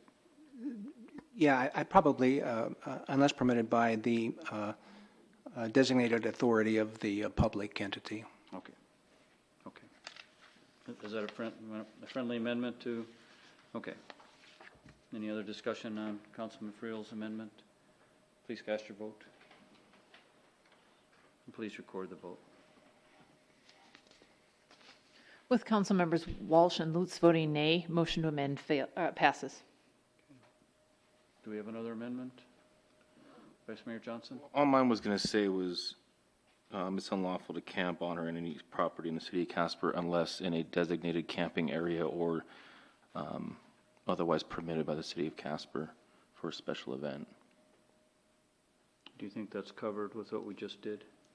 I don't know. I don't know about the campground part. Do you have to get a permit to go camp in a campground if we have an established campground in Casper, or can you go and camp at an established campground? The campgrounds we have now are all private, right? Well, right now they are, but you never know what will happen in the future. Okay, do we have a second? Can you just repeat it? So basically, it would say that it's okay to camp in a campground if there ever is one owned by the city of Casper. Because right now, the way this reads, it doesn't allow that. I'll second. Okay, so, then at some point in the future, if the city did a designated area of city land that was available for camping. Okay, well, which we actually did at the Eclipse, now that we think about it, at the event center, right? So, that's actually a good point. Okay, any other discussion on that amendment? Please cast your vote. Please record the vote. With all members voting aye, motion to amend passes. Now let's go back to the original ordinance. I think so. Any other discussion on the ordinance that has before us that has now been amended? Councilwoman Lutz. The only thing I'd say, oh gosh, Sorry. I know that we had talked a little bit about, there was just some discussion about, we had seen some exhibits earlier about people maybe potentially, I don't know that I really care for this word, squatting like in private property or thing of that. I mean, that's probably trespassing. So I don't think that some of the things that were presented earlier are probably quite, I mean, this is like what you were saying is like people parking RVs in their backyard. This isn't necessarily like strangers going onto other people's properties and just having the right to live there. I mean, that's still covered under trespassing. I assume so. Is that true, Mr. Henley? That I think it could be covered under trespassing. Again, it's a matter of proof. If you don't have anyone there, some of these properties are in probate, people have moved away, so they're just there, and there's really no one to file a complaint and say, no, you don't have permission. So it's just a matter of enforcement availability. any other discussion on the ordinance? Mr. Mayor, Councilman Hubert. I'm going to vote no on this, and the reason that I'm going to vote no is that I think our current blanket ban is better than a blank check allowing anybody to go forth and camp wherever they want to in the city. Any other discussion on the ordinance? And please cast your vote.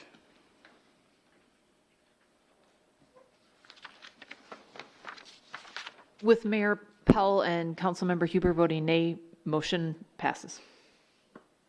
I now declare the public hearing open for the consideration of the ordinance amending small trailer parking. Mr. City Attorney.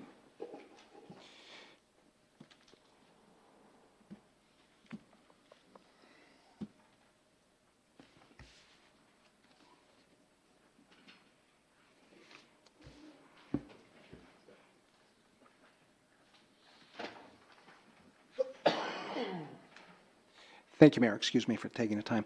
Exhibit number 1, correspondence from John Henley to G. Carter Napier, dated May 29, 2019. Thank you. Mr. City Manager. Thank you, Mr. Mayor, members of the council. The impetus behind this particular proposal is with regard to no longer exempting trailers that would be considered small in comparison to the particular length and height requirements that are currently applied to trailers that are left on city streets. Okay, thank you. Council will now listen to public comment. And again, public hearing comments are limited to 5 minutes and no duplication of speakers. At this time, I would ask those individuals who wish to speak in favor of the small trailer parking restrictions to please approach the lectern. Is anyone here to speak in favor of those changes? I would now ask those who would wish to speak in opposition to the small trailer parking restrictions to please approach the lectern. There being no one to speak for or against these restrictions, I now declare the public hearing closed. Please read the ordinance by title only. An ordinance amending Chapter 10 of the Casper Municipal Code pertaining to parking. Thank you. The chair would entertain a motion to approve on first reading the ordinance just read. So moved. Second. Moved by Councilman Bates, seconded by Councilwoman Lutz. Discussion. I missed this one too, so. Any discussion on these changes? Okay. This one wasn't very controversial. Okay. Any amendments?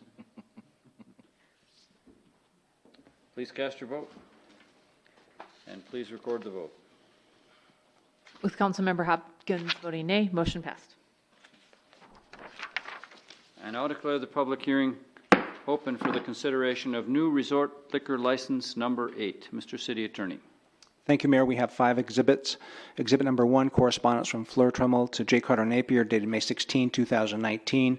Exhibit number 2, affidavit of publication, is published in the Casper Star Tribune, dated May 28, 2019. Exhibit number 3, affidavit of website publication, is published on the City of Casper website, dated May 17, 2019. Exhibit number 4, affidavit of notice of conspicuous posting pursuant to Wyoming Statute 12-4-104A, is posted at 123 West East Street, dated May 16, 2019. And exhibit number 5, liquor license application, filed May 2, 2019. Thank you. Mr. City Manager. Thank you, Mr. Mayor, members of the council. This establishes a resort liquor license at the newly operated Parkway Plaza Hotel, if you will, which is formerly known as The place that it'll be operated out of is what they call the Platte River Saloon, which is owned and operated by West Center Hospitality Ops, LLC. Thank you. At this time, I would ask those individuals who wish to speak in favor of the issuance of resort liquor license number 8 to please approach the lectern. Is anyone here to speak in favor of the resort liquor license? Okay, I would now ask anyone who wishes to speak in opposition to the issuance of this license to please approach the lectern. There being no one to speak for or against, I now declare the public hearing closed. The chair would entertain a motion to, by minute action, authorize the issuance of resort liquor license number 8. So moved. Second. Moved by Vice Mayor Johnson, seconded by Councilwoman Lutz. Discussion.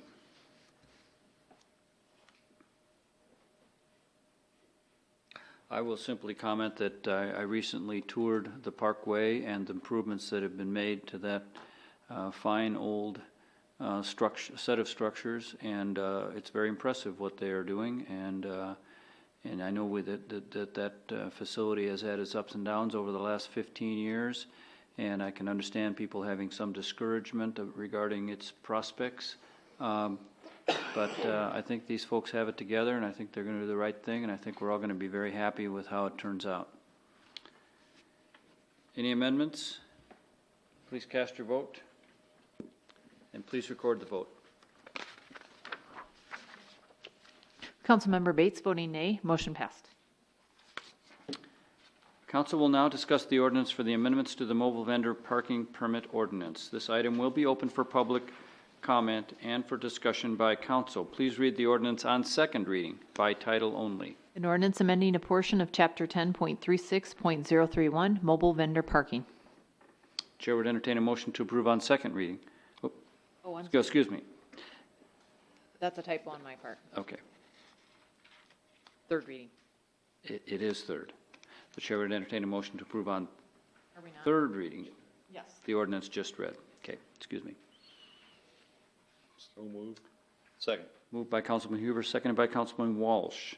Council will now listen to public comment. Is anyone here to speak on the amendments to the mobile vendor parking permit on its third reading?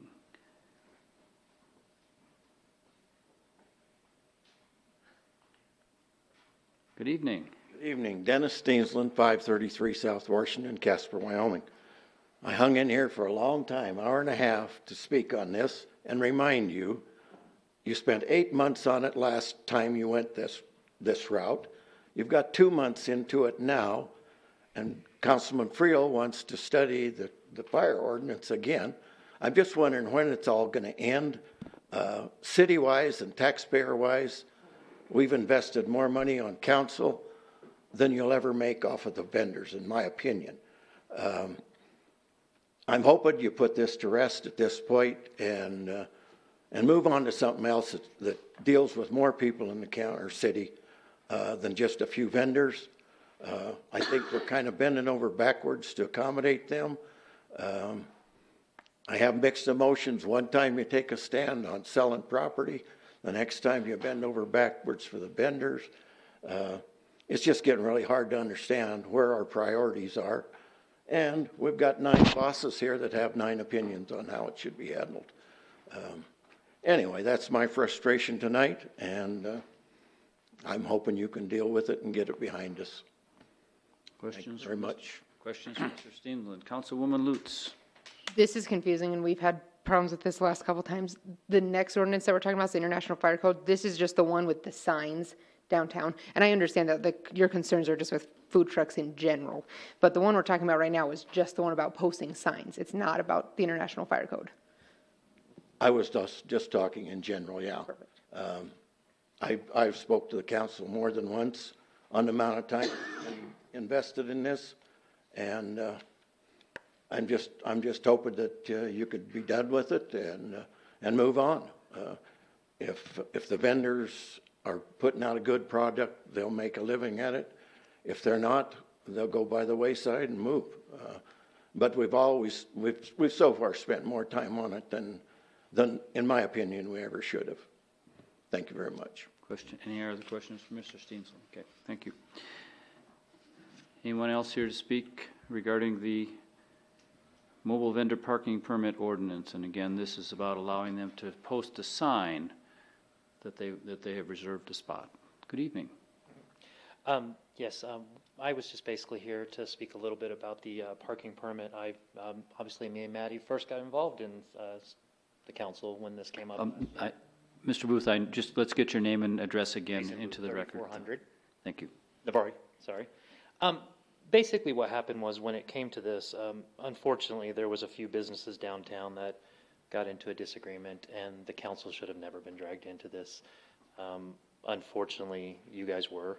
I feel that you guys did a very fair job, and both sides gave up something. You did the best you could in the situation that you were put under.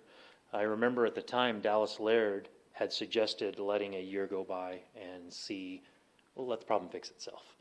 I believe if we would have took that stance, it might have happened because half of the parties that were having the problem are no longer in business. But the restrictions have been done. A year has passed.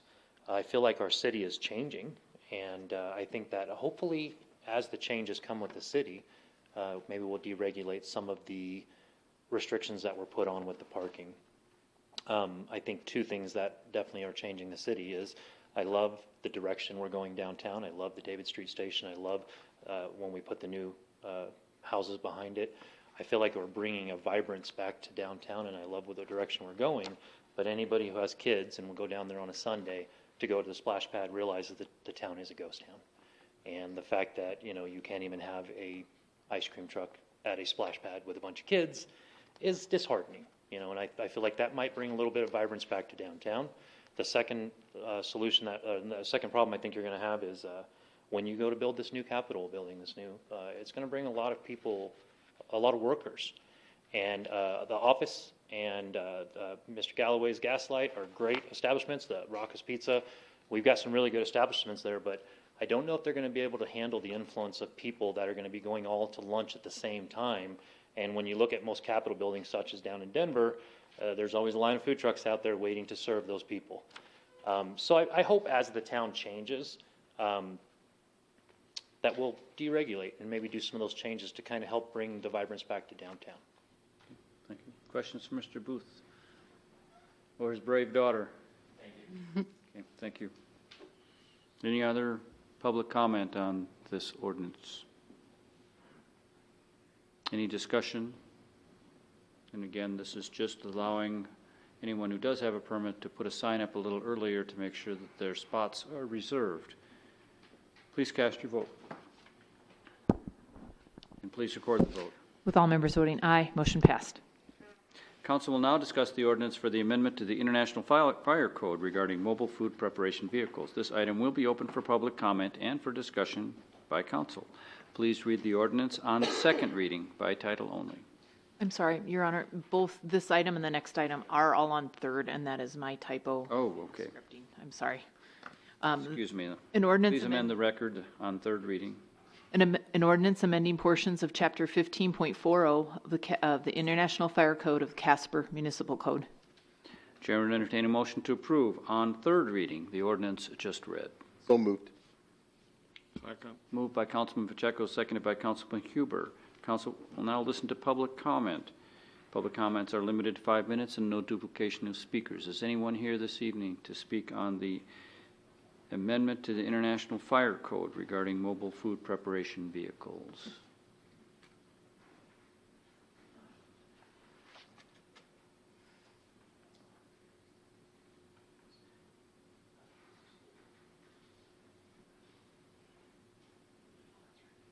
Sorry, I would be coming for or against it. Would you like me to come back? No, no, this is just general public comment. Okay. So, for or against? Okay. Thank you. Once again, Jason Booth, 3400 Navarre. I am the owner of Golden Ticket Concessions. I build concession trailers. Unfortunately, I don't sell them here. I sell them all over. I've got them in Denver. I've got them in, matter of fact, this weekend we're delivering our next trailer to Grand Junction. So I've been dealing with the Mesa County Fire Department, having to put my plans in. I've been having to do all that for the last couple of months. very familiar, been to places as far as, I've been to extremely strict places such as Park City, Utah. You never want to go there. You have to have over $5 million in insurance. They are the strictest place you'll ever be because they don't want you to burn down a $5 million home. Some of the codes I think that are trying to be passed here are some of the strictest I've ever seen in anywhere, even including California, which is a place that most people want to stay out of.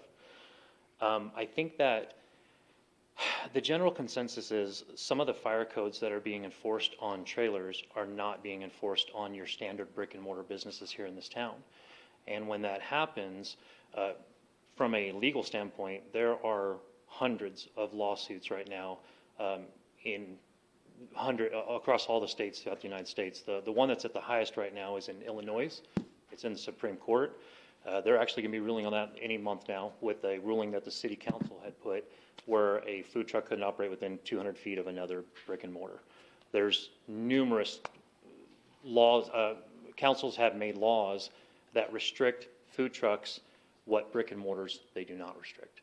And I feel like that's kind of where we're heading right now. You basically say, if the fire department comes out and says you need to do a fire suppression system on anything that releases grease-laden vapors, you're also talking about things such as hot dog rollers.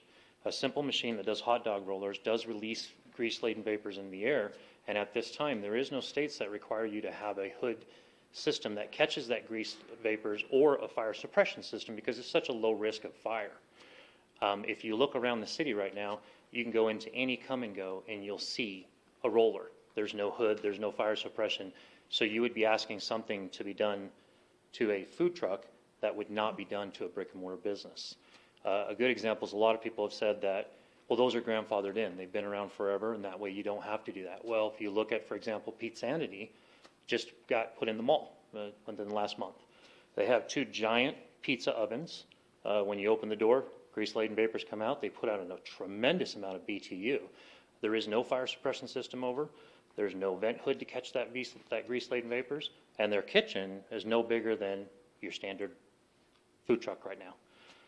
There's a lot of rules and regulations right now that are talking about being enforced on food trucks that are not enforced on restaurants. I'll be the first to tell you, you have to regulate food trucks. If you remember, it's been brought up here in this town about how out-of-towners don't follow the same rules we do.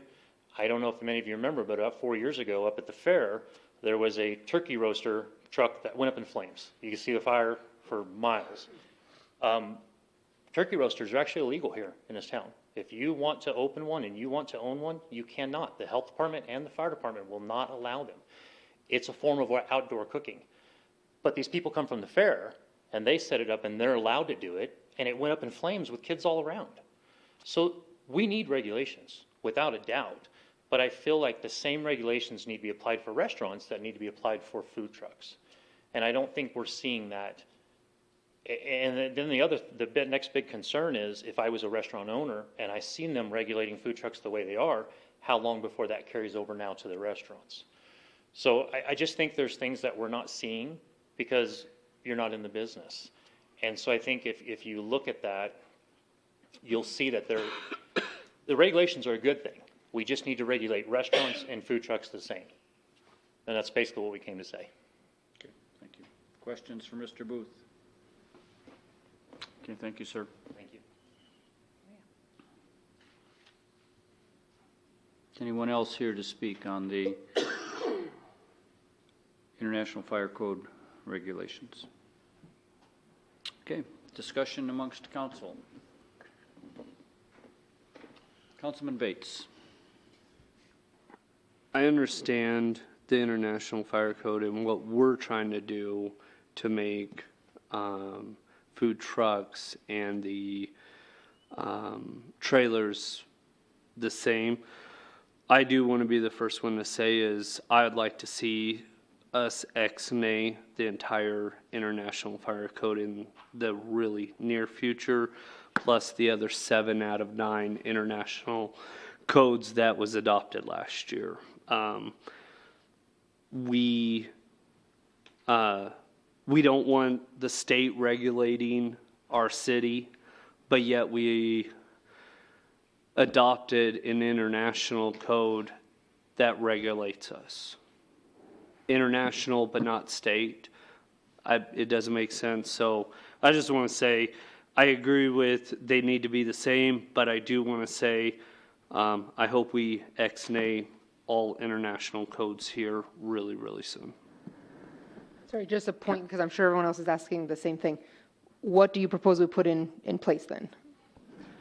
We adopt our own. We adopt the City of Casper code, maybe look at the international codes of each one of them, create our own, as he just mentioned. You know what, let's make the food trucks and the brick and mortar the same no matter what, and and I understand if they remodel, it needs to be the same, but I think we could look at what they have and twist it, turn it, make it into our own, maybe not right away, but create our own that fits Casper, that adopts to what we do, not internationally, because what they do has nothing to do with us, in my opinion. So that's just, I know it's on the to talk about, but that's just how I feel. I think it was a bad idea to take that on from last year. Let's stay focused on the proposal before us. Vice Mayor Johnson. Just a question, I guess. So my issue was the fact that with the international codes that weren't generally available to the public, and if you're passing a law, it should be generally available to the public. We did get an email saying that it's available for the citizens to go to the library, correct? Is that every international code or just the fire code? Every international code that we've adopted or just the fire code? Mr. Mayor, we took, Mr. Vice Mayor, we took all of them to the library, and so they're publicly available. Furthermore, we also have links available online that would direct people to those respective websites so they could see them as well. And would they be able to make copies of the codes or sections of the codes if they wanted to from the library and not violate copyright laws? Mr. Mayor, Mr. Vice Mayor, I'm not sure about the ability to reproduce those things. I suspect that there may be some restrictions in that regard pursuant to copyright kinds of things. So I don't have a great answer for that. I'd be happy to defer to the attorney or Ms. Becker to identify that further. They could certainly download them onto their own computer from the city website, I assume. Mr. Mayor, the reality is that it's not a city website. Oh, I see. Body of link. I see. That's right. It's a link to the ICC, for example. Mr. Henley, anything you could say about making a Xerox copy of this from the library? Thank you. There's a doctrine called the fair use doctrine with respect to copyright law. So you can't go in and copy the entire thing, but you can take selected portions out of it. You'll hear on, any broadcast, news, radio, entertainment program, snippets of music. It's just a snippet of the music. So you can copy snippets of it. If you have a particular ordinance you're concerned about here in Casper, Wyoming, we can copy that, assuming, it's not an entire chapter. Now, if it's just the ordinance, you're probably okay. When you get into taking an entire chapter, maybe not so much. But that should give people a pretty broad option. And I was very surprised and thankful, and I think they need to be congratulated that the International Code Group, in fact, did say, yeah, feel free to put your links on your website so they can go and do this, because we were concerned that that would be a violation of their copyright. And I thought we'd get a letter back from their attorney saying, hey, look, you're taking bread and butter from our plate. We did not do that. They said, no, go ahead and list that. So I compliment them for that. So the links on their website take you to the code or to where you can buy a copy of the code? Take you to the code. Okay, because remember the issue being when we were looking at the International Property Maintenance Code is they had to buy 9 individual copies. They couldn't make copies of it for us. And again, that would be, the entire code. So again, I'm not saying that you can go to their website and copy the entire thing, but you can go and look at it and probably take snippets, again, under the fair use doctrine. Even in our ordinances, that they're all generally available on the web, on the internet. You can go in there and look at all of them and not have to make any copies right there. That was my issue, is that if you're going to pass a law, then that law needs to be made available to the public. since, the argument, and especially in court, is that ignorance of the law is no excuse. Well, if there's no access to the law, then that was my issue with it. But anybody who wants to see the language in the code itself, Mr. Henley, can go to the link and call the code up and view it. Go to the link and they can call the code up, and it's available at the public library. And I think we'll have copies here at the City Hall too that people can have access to, would be my thought. Paper copies? I believe so, though I think that the paper copies that we did have available, they went to the library this last week just because it was maybe a little bit more user-friendly. Okay. Mr. Mayor. Councilman Walsh. So where do I find that on the city's website? I don't know, I haven't tried to do it. Let's resolve that. Somebody's probably going to be able to help us out. I'm looking at the city's website, and I'm actually in community developments. I may not just know what it's labeled, or it's under the fire code. I don't know which. We'll get the link more prevalent on building inspection page. Gotcha. On building inspection.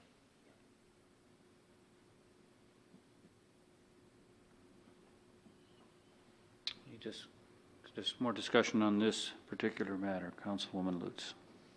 So I think some of this kind of seems to be stemming from, and he touched on it perfectly, of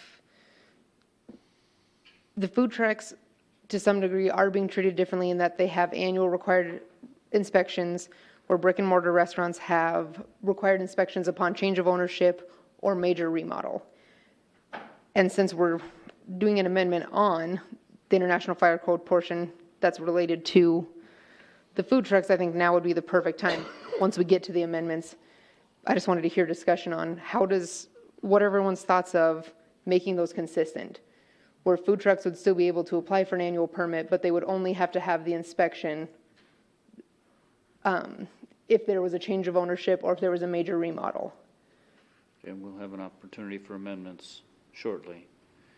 So if you want to make that amendment. Yes. Okay. Councilman Frio. Thank you, Mr. Mayor. So today I had an opportunity. I'm trying to see both sides of this, the issue as far as when it comes to these hoods. Had the opportunity to sit down with the fire chief today, the city manager, and we talked to the builder of the pizza oven in particular. That's been the biggest source of discussion in the last month or more.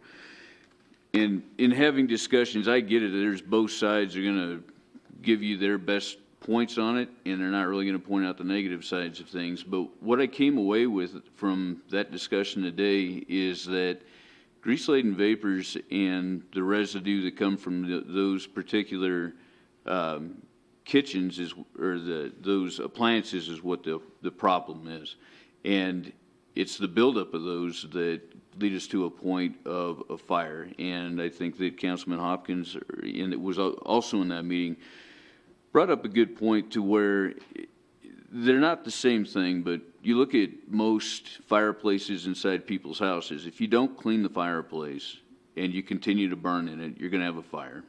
And it's going to be creosote that's going to burn in there, and it's going to burn because of the fact that you didn't maintain it. Looking back, I don't think that, in my opinion, I'm going to make an amendment here tonight, but putting a requirement of putting another hood onto an appliance that already has a venting system to it is, in my opinion, not the answer to it after what I heard today. Cleaning it and maintenance of it is where the problem lies. And so I would rather see we go in a direction, and this is not part of my amendment tonight, but this becomes a maintenance problem. I mean, if we need to make an amendment down the line somewhere to where there's so many hours that these appliances are used that they need to just have a spot check to make sure that they're clean and they're safe, then maybe that's what we need to do. But throwing extra requirements on there of adding hoods onto it just in case, because then you listen to the other side of things, and putting these hoods on not necessarily will actually create more problems or burn more fuel on these pizza ovens. So, and it's not just pizza oven issue, and I get that, but point being is, this really comes down to a maintenance thing, in my mind's eye. So if you're taking care of it, which kind of flies right in the face of what you just said, that if we put it off and we don't do, inspections for longer periods of time, that may become a problem. So, it's just my 2 cents on it. I just think that we're putting way too much onto these food trucks, and it boils down to, I'm all about safety, but if we need to do more inspections to make sure that what the actual creation of a fire would be is non-existent, then that's what we need to do. Any other discussion before we go to amendments? Councilwoman Lutz. No, and I think that would work. I would prefer that it be consistent for restaurants and mobile food vendors then. So yeah, I'm definitely not opposed to something like that. I just think it should be consistent across the board. Okay. Well, let's go ahead and with amendments if we can, because we'll have a discussion of your amendment as well. So should we start with yours, Councilman Friel? We certainly can. I would ask to make an amendment that after the first paragraph under E, chapter 319.1, general to be amended and read with the following sentence or following additional sentence: that cooking appliances that have the manufacturer's built-in venting systems are not required to have additional hood systems installed. Mr. City Attorney, I know that there was additional language after that, but in discussions with Councilman Huber, I think it's kind of redundant, so I think we would just stop it at that. Do we have a second? Second. Discussion of Councilman Friel's amendment. Councilman Hopkins. Thank you, Mr. Mayor. Yeah, as Councilman Friel mentioned, we sat down on a meeting today and talked to the manufacturer and got a little more information than what we had available to us before. It turns out that within this oven, and I can't say everybody's oven is like this, but most pizza ovens that are direct vented, there really is a firebox. And then in the very front of the firebox, there is another vent that pulls air from the outside in, pulls it up, and it vents it into the main stack. What that does, it creates a low pressure area to keep the fire in the firebox. And I'm convinced that for a direct vented system that meets 730 NFPA 737, or yeah, not NFPA, but can't remember the name of the organization that certified, UL, Underwriters Laboratory 737. I'm convinced that it's really not necessary to have another vent, and in fact, it's detrimental to the operation of the oven. You would probably tend to lower the actual temperature that's vented out the top, and the oven in its current state is really self-cleaning. If you guys have looked in some of those ovens, those wood-burning ovens that they're cooking pizzas in, there's nothing built up in there. It's hot in there. And so I really think that by doing this amendment, I think we solve the issue, because we're not saying that food trucks do not have to have a Class 1 or a Type 1 vent if they've got open cooking, open flame, and open cookers. We heard earlier this morning about the turkey cookers. I don't know if you guys have ever seen one of those explode, but it's nasty. You drop a frozen turkey into that hot pot of oil, there's going to be an explosion, and it's really bad. But that's not the issue we're talking about here. What we're really talking about here is we're talking putting Type 1 vents over a standard grill or French fryer, what they normally see in a restaurant. If it requires in a normal restaurant, the trailers and trucks would still have to have that. But what we're saying with this system, it's not unlike any direct vent system as in your fireplace, or if you had one of these installed in your house. That would be perfectly legal to do that. And I would point out that this organization has built somewhere on the order since the early 90s of 3,000 to 4,000 of these furnaces, or ovens, if you will. And we found out this afternoon that some 700 of them are in mobile units. Now, some of those in trucks and some of those in trailers. But 700 of them have already been out there, and they've been out there for 18 years. So I think with this amendment, I think we address the issue. And I think in the long run, it'll be better. And I think the guys that want to come to town and have a wood-fired oven, if you will, on a trailer or in a trailer, or as well as perhaps in a truck, I think they could live with that. Thank you. Discussion. I wasn't involved in that conversation. Of those 700, have there been any documented fires due to grease-laden vapors? The question was asked if there've been any fires that this this manufacturer knows of. And this, again, this is a guy that's built about 4,000 of them in total. He said he didn't know of any. Another discussion. Councilman Huber. Mr. Mayor, I'm going to vote against this amendment. And the reason is that I'm worried that we're really piecemeal amending the International Fire Code based on some kind of anecdotal issues. You know, this guy that had this trailer here in town, he felt like he was being persecuted, and some kind of anecdotal evidence about that, well, there hasn't been any problems anywhere else. I don't think that we should be piecemeal amending things like the fire code. And I would point out that when this is referred to as an international fire code, what it is, what the international body that comes up with these codes, it's not some dictatorial outfit that's sitting there trying to take over the world. They are authorities from all around the world that are authorities on what's safe for fire protection and things like that. Now, if we want to say that just because somebody's from Canada, France, Europe, Switzerland, anywhere else in the world, that we're not going to pay attention to what they have learned about fire safety, I think that that's a big mistake. But I'm going to vote against this just because I think we're piecemeal amending this code instead of looking at it in an organized fashion. Councilwoman Lutz.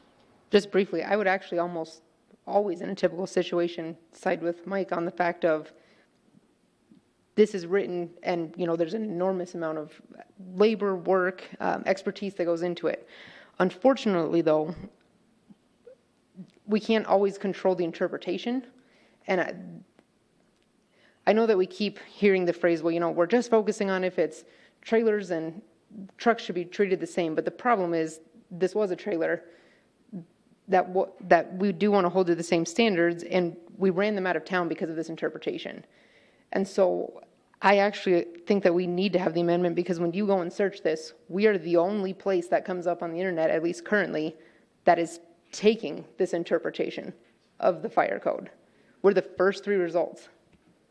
I'm not saying we're the only community. Sorry, that's an overstretch. I didn't search every community in existence.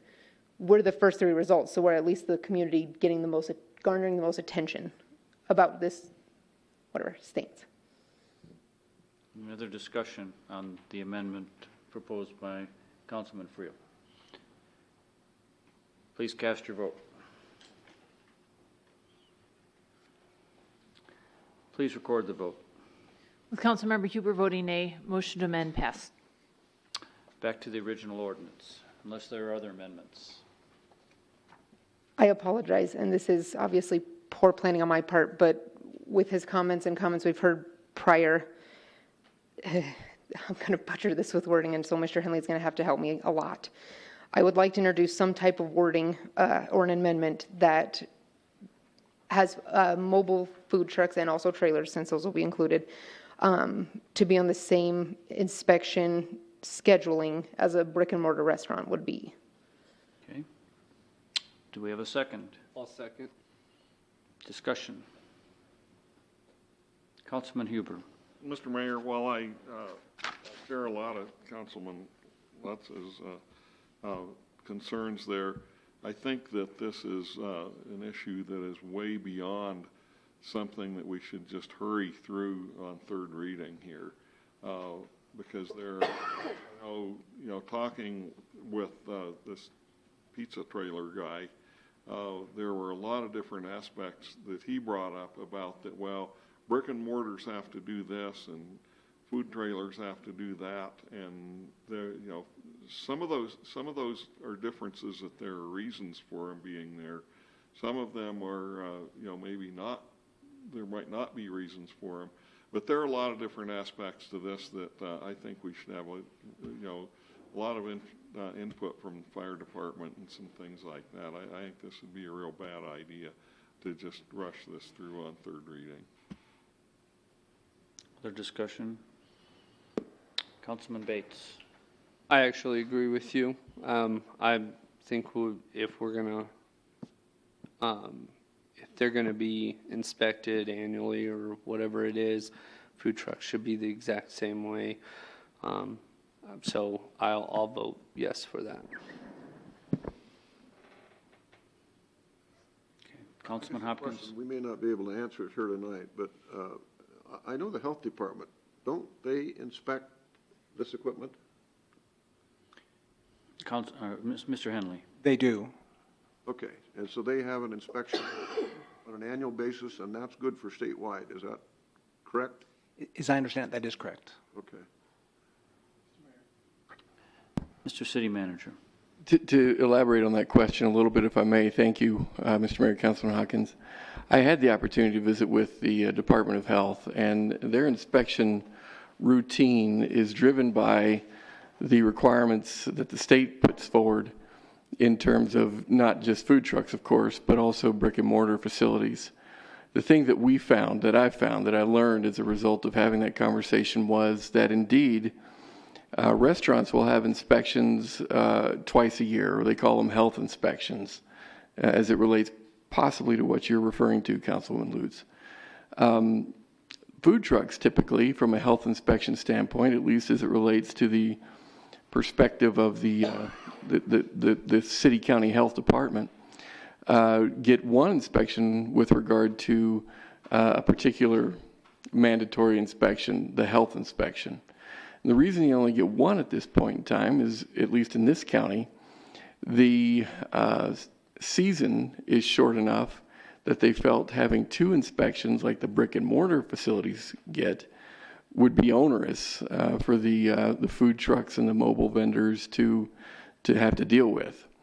That's not to say that they won't show up from time to time and do food temps and those kinds of things, but I do think that if indeed this amendment passes, you've got the interesting dynamic of mandating potentially a state directive through a local ordinance, and B, could potentially be creating additional inspections with regard to the food truck service industry that may be viewed as onerous. Again, something I learned just this past week with regard to that very question, and I'm simply representing what they told me. Councilman Walsh and then Councilwoman Lutz. My understanding of your amendment wasn't the health department, but the fire department inspections, correct? Correct. Yes. Sorry. I 1000% do not want to step on health inspections and things that are mandated by the, assuming, State Department. Yeah, I was more discussing the fire inspections that are annual for food trucks, but my understanding was, once again, I might need corrected, was that for brick and mortar restaurants, those particular inspections were only a change of ownership or major remodel. But for food trucks, they're every year upon permit renewal. Is that correct? Well, they can be more frequent for both brick and mortar as well as for food trucks. Certainly, I know just from my own private practice, I would have fire inspectors in just checking on my fire suppression in a law practice without any type of change of construction or ownership. And they would do that just on an infrequent basis, just to kind of help people make sure that their fire extinguishers were up to date. And I think with food trucks too, there's the question about, you're going over roads and you have these propane connections with gas, which are highly volatile, and they're getting rattled all of the time as opposed to a brick and mortar. And so with respect to that, I'm just thinking, is this the appropriate time to raise this particular amendment? I understand, I think, why you don't want to say, we don't want to discriminate against food trucks versus brick and mortar, but in looking at this at the third reading, but actually even if it were the first reading, I'm thinking that may be a little bit beyond the scope of this one particular section that we have just put in to amend the International Fire Code. We may want to take a little bit broader look at it and have the ability to talk with Chief Solberg and with other folks just to see if there's an equity between the brick and mortar and the food trucks, and what type of equity we can come, or what type of equity that the council may want to come up with as far as equating the two inspection processes.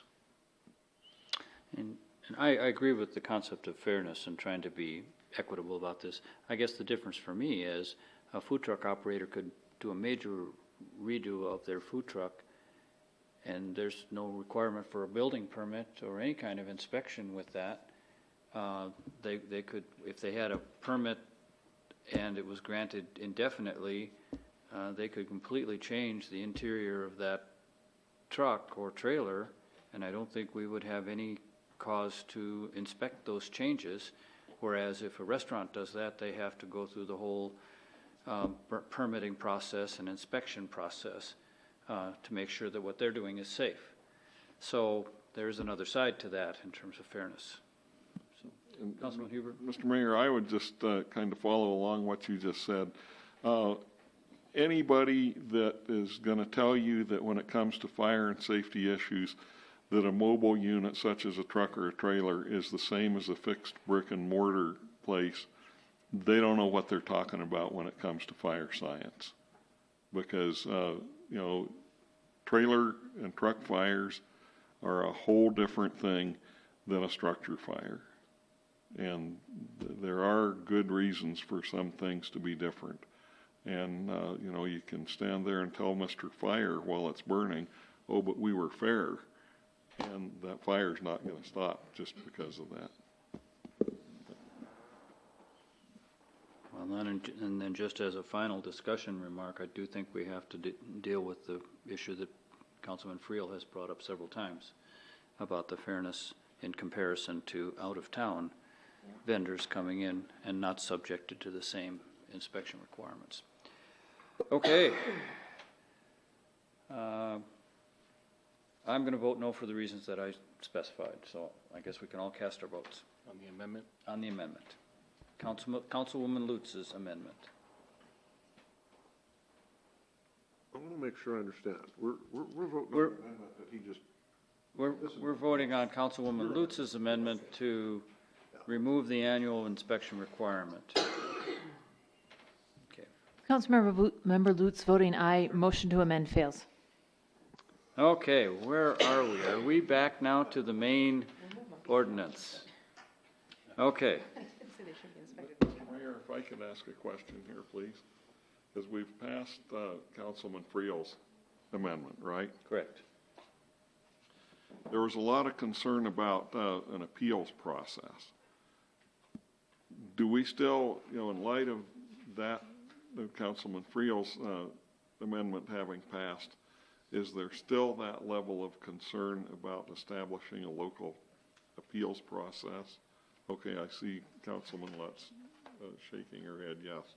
Okay, well, that being the case,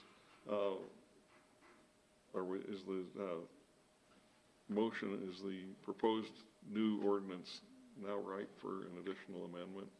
Yes, if you'd like to make another amendment, you certainly may. Well, what I would move to amend here at this point, and it's subpart E, chapter 319, at the beginning of that second paragraph, which in the printed form says appeals, I would move to insert the word intermediate, so it would read intermediate appeals of the Casper Fire Department inspections pursuant to, and Mr. Henley, you suggested this paragraph, and so I would change section to paragraph. And then in the line right below that, where it talks about shall be made to the City Council of Casper, which shall act as, and I would say, a Board of Appeal.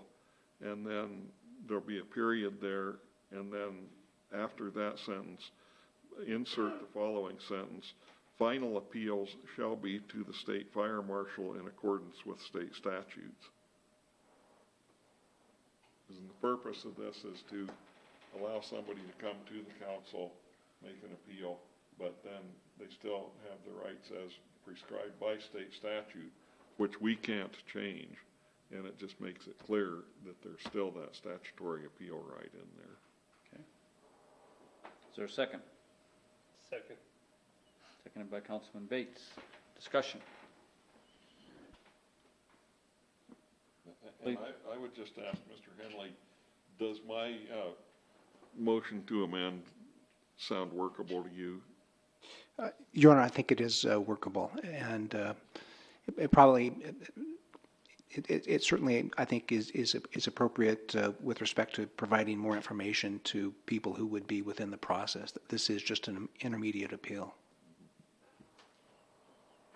Please cast your vote on Councilman Huber's amendment. Members voting aye, motion passed. Okay, back to the original ordinance. Any other discussion on the amended ordinance? Please cast your vote for the ordinance as amended. All members voting aye, motion passed. Council will now discuss the ordinance for the amendment of to authorize non-permanent modifications of sidewalks. This item will be open for public comment and for discussion by council. Please read the ordinance on second reading by title only. And again, Your Honor, I'll reflect that this is third reading. My apologies. An ordinance amending Chapter 12.24.030 of the Casper Municipal Code. Thank you. The chair would entertain a motion to approve on second reading the ordinance just read. I believe it's the third reading. Oh, this is the third, excuse me. I missed that part. Okay. On third reading, the ordinance just read. Did I get? Second. Moved by Councilman Pacheco, seconded by Councilman Friel. Council will now listen to public comment. Is anyone here to discuss the permanent modifications to sidewalks ordinance? Any discussion from council? Any amendments? Please cast your vote. And please record the vote. With Councilman Huber abstaining, motion passed. Please read the consent resolutions by title only. Item 11A1, a resolution approving a 10-year agreement with Thomson Reuters for Westlaw Print Legal Research Services for the City Attorney's Office. Item 11A2, a resolution approving the vacation and replat of Casper Edition's, Casper Edition blocks 1 through 12. I'm sorry, I must have a typo. Pardon me, blocks 1 through 12, block 1, lots 20 through 22 as Ash Street Commons and the associated subdivision agreement. Item 11A3, a resolution approving a deed restriction agreement for lots 29 through 33, block 6, North Casper Addition to the City of Casper. Item 11A4, a resolution authorizing a cooperative agreement with the Wyoming Department of Transportation for the South Poplar Street and West First Street Utilities Project. Item 11A5, a resolution authorizing a cooperative agreement with the Wyoming Department of Transportation for the South Poplar Street and West First Street Enhancements Project. Item 11A6, a resolution authorizing an agreement with West Plains Engineering Incorporated for the Casper Event Center Fire Alarm and Suppression Improvements Project. Item 11A7, a resolution authorizing an agreement with Trito Construction LLC for the West Casper Zone 2 Water System Improvements Project. Item 11A8, a resolution authorizing an agreement with Wired Electric LLC for Hogadon Ski Basin Wastewater Treatment Facility Generator Project. Item 11A9, a resolution authorizing an agreement with the Central Wyoming Regional Water System Joint Powers Board for the construction services for the Regional Water System Caisson Recharge Channel Intake Piping Extension. Thank you. The chair would entertain a motion to adopt the consent resolutions just read. So moved. Moved by Councilman Walsh, seconded by Vice Mayor Johnson. Mr. City Manager, would you like to clarify any of these matters? No, sir. Thank you. Any abstentions or nay votes? Your Honor, I'd like to abstain from 11A2. Okay, abstention noted. Any other abstentions or nay votes? Please cast your vote. Please record the vote. With the abstention of Councilmember Friel noted, motion passed. Please read the consent minute action titles. Item 12A1, authorizing the purchase of 2 new 1/2 ton pickup truck police vehicles from Fremont Motors to be used in the Casper Police Department. Pardon me, did I say 11? 12A1. Item 12A2, authorizing the purchase of 3 new mid-size police utility vehicles from Fremont Motors to be used in the Casper Police Department. Item 12A3, authorizing the purchase of 1 new dedicated turf sprayer from Midland Implement Company to be used in the Golf Division of the Parks and Recreation Department. Item 12A4, authorizing the purchase of 1 new aerator from Midland Implement Corporation to be used in the Golf Division of the Parks and Recreation Department. Item 12A5, authorizing the purchase of 1 3/4 ton cab and chassis pickup from Griner Ford to be used in the Water Distribution Division of the Public Services Department. Item 12A6, authorizing the purchase of 1 1-ton cab and chassis pickup with platform bed from Griner Ford to be used in the Water Distribution Division of the Public Services Department. And item 12A7, authorizing the inclusion of fiscal year 2019-2020 summary proposed budget into the minutes of the June 4th, 2019 regular council meeting. Thank you. The council, the chair would entertain a motion to approve the consent minute action agenda items just read. So moved. Second. Moved by Councilman Friel, second by Councilman Huber. Any abstentions or nay votes? Please cast your vote. Please record the vote. With all members voting aye, motion passed. At this time, we ask council members to bring forward relevant concerns or items of interest. Let's start on the right side. Councilman Pacheco. I don't have anything. I won't be here next week. I'll be going out of town for work, so. Councilman Hubert. Nothing. Councilman Friel. Nothing tonight. Vice Mayor Johnson. Nope. Councilman Hopkins. The only thing I have is, I think we set the date for the OYD awards for July 1, is that correct? And I think it starts at 3:30. So these are the OYD folks kind of awarding the OYD folks for what they've done great for the community since last year. So I would invite you all, but it'll be at the Lyric on July 1, that's a Monday. Okay, thank you. Councilman Walsh. Just a reminder to everybody that the College National Final Rodeo will be here next week, extend all throughout the week through the weekend, and get an opportunity to go experience that event. It's a fantastic time. And for anybody that may still be listening, that International Fire Code is listed on our website in both of, when you go to Municipal Code, and also if you were to go to Community Development, it will reroute you to it, and it's under Chapter 15 of our code. The tabs look active to me where I can print it, save it, and email it. Okay, thank you. Councilwoman Lutz. Sorry, it has to do with a comment that was made by an individual at the beginning. It was hard for me to write all of my notes and then discuss it all at the end, but there actually was a post this morning that when he was talking about the lack of available workforce, there was actually a post this morning that there are 1,542 open job listings in Natrona County alone. And so I think that's significant if you think of just, I think he's dead on with, we have a shortage of workers. It's competitive. Councilman Bates. Just 3 things. One, that I wanted to ask the council to think about possibly putting it on our next work session, as in next week. And that's to discuss the fireworks safety, or basically the ban of fireworks.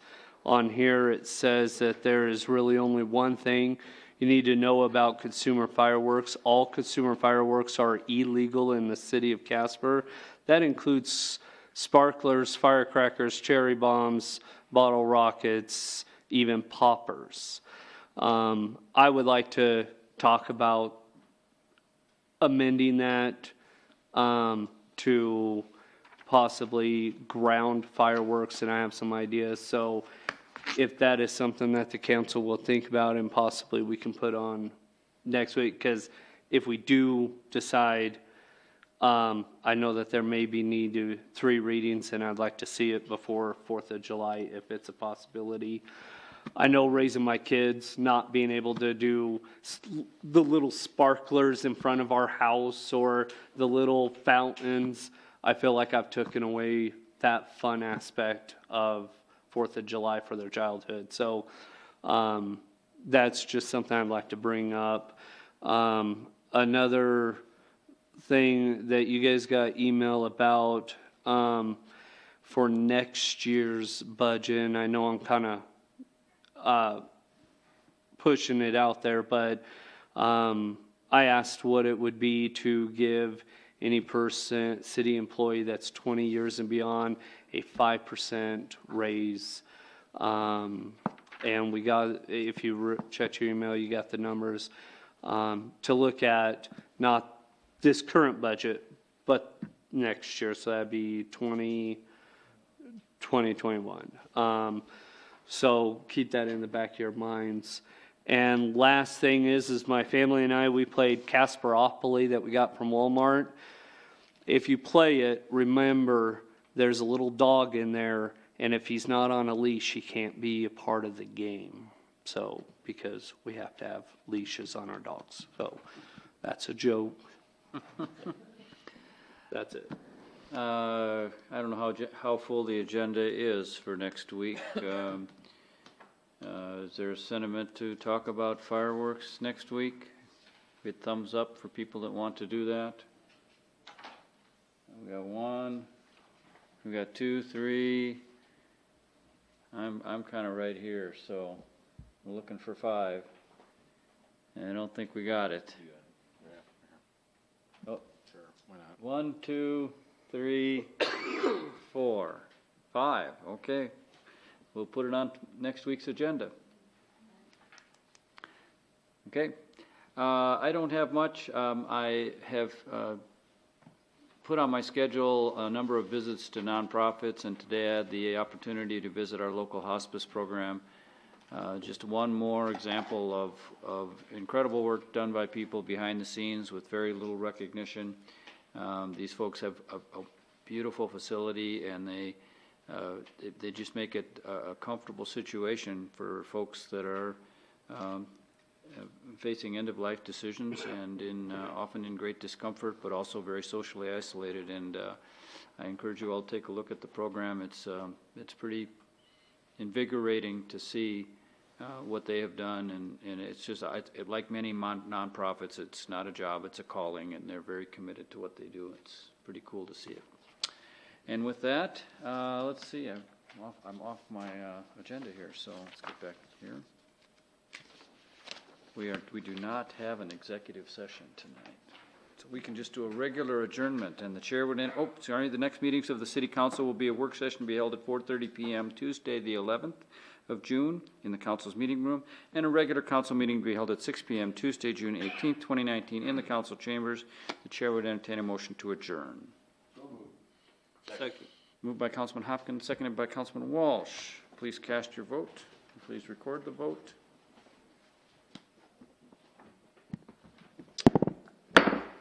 Meeting is adjourned.